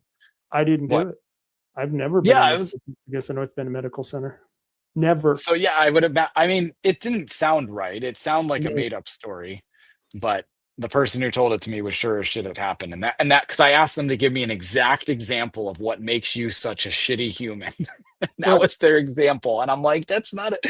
Oh God, there are so many things. I was also told that I need Jesus, that because I'm not a Christian, that I should not be involved in an executive board position. That it's not the Christian values that matter. It's like it's the praising of a God, and it's like, if that's the way you look at your religion, that it's submission. Yeah. And I know that is a part of the Christian religion, but if that's the main part of the religion for you, is to submitting to a supreme being, and none of the values really matter, then I definitely have an issue with that. Like, and it kind of sounds like you like that kind of hierarchical society, which I don't. I don't care who you are. If you have the values, then I think that's important, far beyond whether or not you sing with your hand up in church and praise the Lord and say grace before dinner. I mean, that's crazy. And it doesn't even follow the story of Jesus. I mean, guys, have you ever heard of Mary Magdalene? Right. She was pretty deplorable. Yeah. Pretty deplorable. In fact, he hung around the deplorables. I mean, when he was in, they were all deplorables. Right. Yeah. That's where you go and save souls. In fact, Jesus and I were quite a bit alike. I mean, he wore a robe. He hung around with prostitutes and thieves in his 20s. I mean, I did the same thing. So, but seriously, no, this is a problem, because I'm the first one who comes to anyone's defense who's downtrodden, and Christians are very downtrodden. I don't see too many of them posting stories about the Christians who are getting murdered all over the country. I put those stories up all the time on Facebook. And I do it because I don't want to see anyone hurt or in danger. And I will go back to what George Washington said about our country in a letter, or actually was in the treaty of Tripoli, the Treaty of Tripoli, where he talks about, and he says this, that America is not a Christian nation. America is a nation made up of mostly Christians, but we welcome every religion. And it just makes me mad, because what if you were Jewish? What if you were Muslim? And yet you had the same values that are all good conservative Republicans. Are they going to discriminate against other people of other religion? I guess that would be true. Yes. Sounds like it. Also, Wow. this one I always throw at people. Like, if you have two people, person A, person B, and throughout their life, they've sinned the exact same sins. They have the same values and all those things. But person A only has held themselves to those values throughout life because of their fear of going to hell, or their Right. fear of being a bad person for not following those values, or being looked down upon by their friends for not being a good Christian. But person B just did all those things and lived that life because they felt it was the right thing to do. It was the right Thou thing to shalt do. not murder and commit adultery and covet Right. thy neighbor's wife, all those things. Amen. All Treat those your neighbor as you would yourself, use the Lord's name in vain. Like, if you're just doing it, person B just does it because it's just the good thing to do, and he doesn't have faith and he's not afraid of going to hell. I don't know. I kind of feel like I like person B, Yeah. but that's just me. I'm That's a little just me biased. too. And yeah, I guess we're going to be a little bit biased, but no, that's absolutely strange. And here's the weird part, is that you don't even want to be on the executive board. I Nope. will never. And once again, I can put my hand on whatever stack of Bibles you want, and I'll never run for any position in the executive board of the Republican Party. I only want to have my voting as a voting member in the base of the party, so that nobody can ever accuse me of trying to take over that party. It's all going to be the decision of the body of the party. And I would be the first to stop anyone who tried to do what DBS, Rod Schilling, and Michael are doing now. I'd be the first one to fight against that. I wouldn't even allow you, if you and Danessa wanted to somehow, and I know you're not, but if you were, they think you are, that you guys are going to take over the board, and you're going to put your They're people convinced of in, it. and they're convinced of this. And Yep. I would stand up against that too. I would say, no, we want people who are elected by the body, and the body should be made up of 198 PCPs. That's Right. what we're trying to get to, brothers and No, sisters. I've said in the repeatedly Republican that we Party. need a new election. Michael and I need to resign. We need to be off the executive board, and we need to Totally. allow the body to nominate a new chair and vice chair and elect them and move forward. I would even argue to change the election rules, by the way, to be unanimous. And this might not be popular, but it Right. would be like the vote for Pope, right? Right. Like, essentially, if you have 3 people up there and no one gets a unanimous vote, you vote again. You vote again and you vote again. You don't kick anybody out. Maybe a 4th person joins, maybe a 5th Mhm. person, or maybe you go down to 2. But that's politics to me. And you all figure out because you want unanimous consent. Like, you No, want I a don't. consensus. No, I don't know Yeah, about you that. do. You want to find the person who everybody in the room blesses and says, yes, this is the person. And because you're not going to end up with someone that everybody agrees with, but at least you all raised your hand and agreed that, yes, this person, we will trust them and respect them. Because otherwise you end up with like a 50-50, and then, like, this is where we're at now. And do you No, really just want that's the not flip true, side? though. We can get 80 and 90%. Here's the thing, though. With I was on an Oregon. I mean, I a knew it New wouldn't be Mexico. popular. I knew as I soon knew as it, I yeah. said it. but I was on a New Mexico Libertarian board. I was on the executive board, and we had a rule that if you were going around and everyone was voting yes and it was unanimous, we would like the last voter to vote against it, so that not everything is unanimous, because you always have to have that contrarian, because you always want to leave up the opportunity you could be wrong. Well, it's Just a not thought. right, wrong or right for the election. What the idea of it is that we need to stop thinking of it as like, oh, well, I won 60%, so I'm just going Right. to represent them, or I only, I I won see what you're saying. 80%, so Right. I don't have to listen to 20% because I have 80% supermajority. And it's like, no, you should like everybody. I don't know. It was But just an here's the idea. thing, It was Chris, a bad idea. when you A get racist part. 150, you get 150 to 100, it's alive. There's no erasing. You're now etched in history, buddy. Rewind. You rewind. But yeah, when you got 150 people, though, nobody is ever really going to be able to take the majority of that. I just don't I think it see. could happen. Maybe on this few issues, but I think you're always going to have a divide somewhat on it. But it's a good thing if you have more people deciding on an issue than fewer people. I don't know. It just seems to me like you would get a general consensus of what really people think overall. To me, it would be a long night, but it would be people like, let's say it's like me, you, and Rod Schilling, and we're the nominees, right?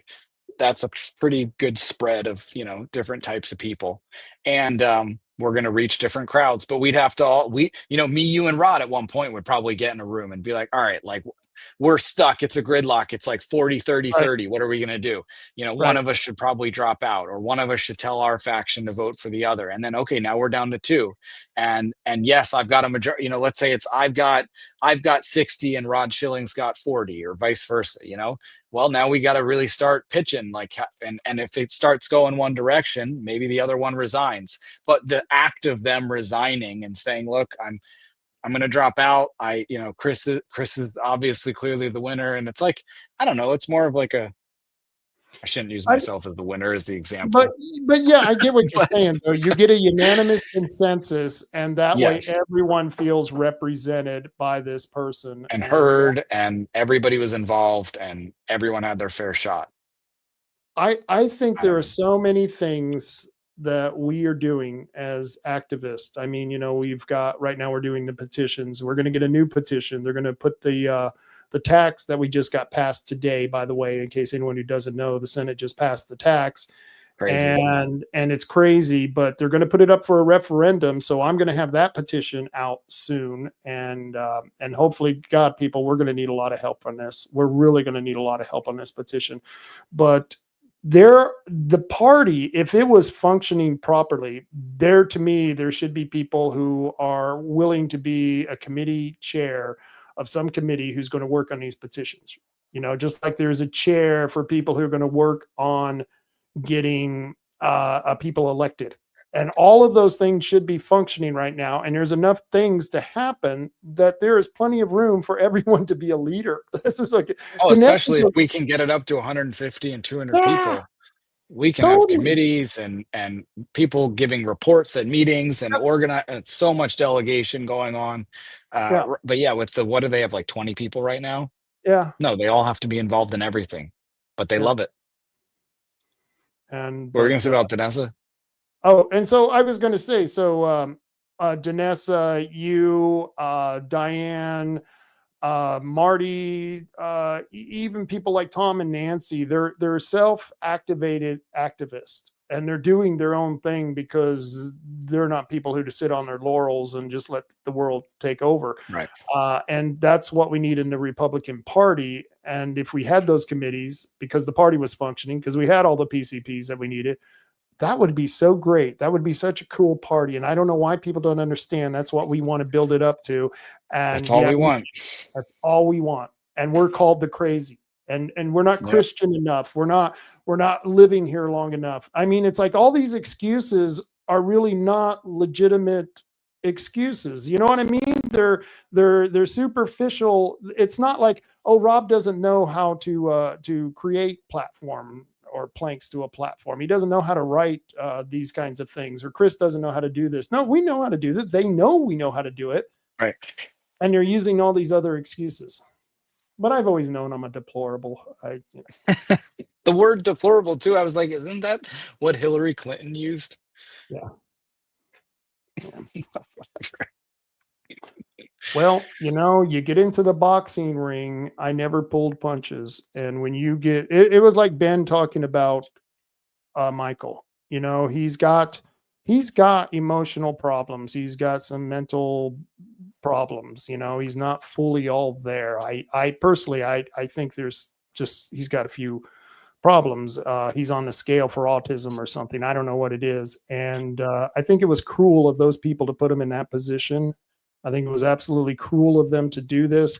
And yet they're saying, and these are Christians who did this to this young man. And they're saying we're the ones who are cruel because we're trying to correct their mistake. And it was a huge mistake. They don't see it that way. They see a guy who was born and raised here who worked at it, so he's entitled to it. That's all they see. Yeah, that's not. And he's Christian. Check. Checked all the boxes, so he gets the position, right? Yeah. You guys are just supposed to get in line. Yep. And you're supposed to get in line, do what he says. Just shut up and do what he says. Yeah, that's just not going to happen. We're going to continue to build the party. I want to thank everyone who joined today. Tanya, it was very cool. I hope you come back again. Samantha, Vicky just joined in. I don't know who Vicky is, but hello, Vicky. Nice to see you. She joined in for Tanya gets our top commenter award for the day. She does get our top commenter, but I'll tell you, there was most badass delegate. Yes, most badass. I love the fact you got to be part of that private conversation. That's cool. Jeff P, Ivan Hawker. Let's see who else. Cheryl Armstrong, Rick Cole, Samantha Frost, Steve Nye. I want to thank you all for joining us, and I will see you this Friday. I don't know what I'm going to do for the rant, and hopefully next week I'm going to try to get on. You ever heard of Badger Mom? She's the one. Okay, so everyone's using her feed because this woman is about the only one who has the balls to go down there to the ICE facility in Portland and film these jackasses up there. Boy, I'm really screwing my abstinence thing, but she's doing a great job of filming that. And so that last night I was watching, I forget the guy's name that I watched, and he uses her feed, and so does so many other podcasters. Like a live stream? Yeah. And so I texted her today and asked her if I could use her stream for my live feed so we can grow it, because there's a lot of people who don't know what's going on in Portland. And I think the more podcasters who are using her live stream, the more we're going to get that out there. I think that's a great thing. But supposedly we're going to do an interview, and we're going to get her on here because she's been doing this since 2016. And most people don't realize Antifa has been active every night since 2016, and they're still active. Nice. Yeah. And so we're going to be able to talk about that. And I've got a few more people coming on. We're going to talk to a couple of people from Lynn County who got recalled from Lynn County. And we're going to find out why they got recalled and what happened. And like I said, just because I have them on the show doesn't mean I take their side. It just means I want to listen to their argument. And anyone else who wants to come on the show who disagrees with us or disagrees with any of my guests, you're always more than welcome. And in fact, people who disagree with us, you take the front of the line. But you notice nobody ever comes on here. I mean, never anyone who disagrees with me. It's really sad. You're too good, Rob. Try and get Tanya on. See if she'll come on with the. I'll get Tanya on. Yeah, that's it. Sounds like they were recalled for pretty similar reason. Yeah, the Republican force choke. Republican secret handshake. That's the Republican secret handshake. I can't wait to see David. What, you didn't know? I'll try it on Dave Brown the next time I see him, because I know he'll think it's funny. Hopefully. Yeah, Dave Brown's a good guy. I'll be talking to him soon too. We'll be doing a podcast together. I don't know when and where, but all right. He's, you know what I mean? He's not a political creature. So he's kind of having, I think, a hard time with it. You know what I mean? He's like looking at it going, you people are freaking nuts, man. Yep. Oh yeah. That's sad. So, all right. Well, thank you for coming on. I appreciate it. And until next time, you know what I always say, Coos County, carry on, Coos County, carry on. And I'll talk to you all later.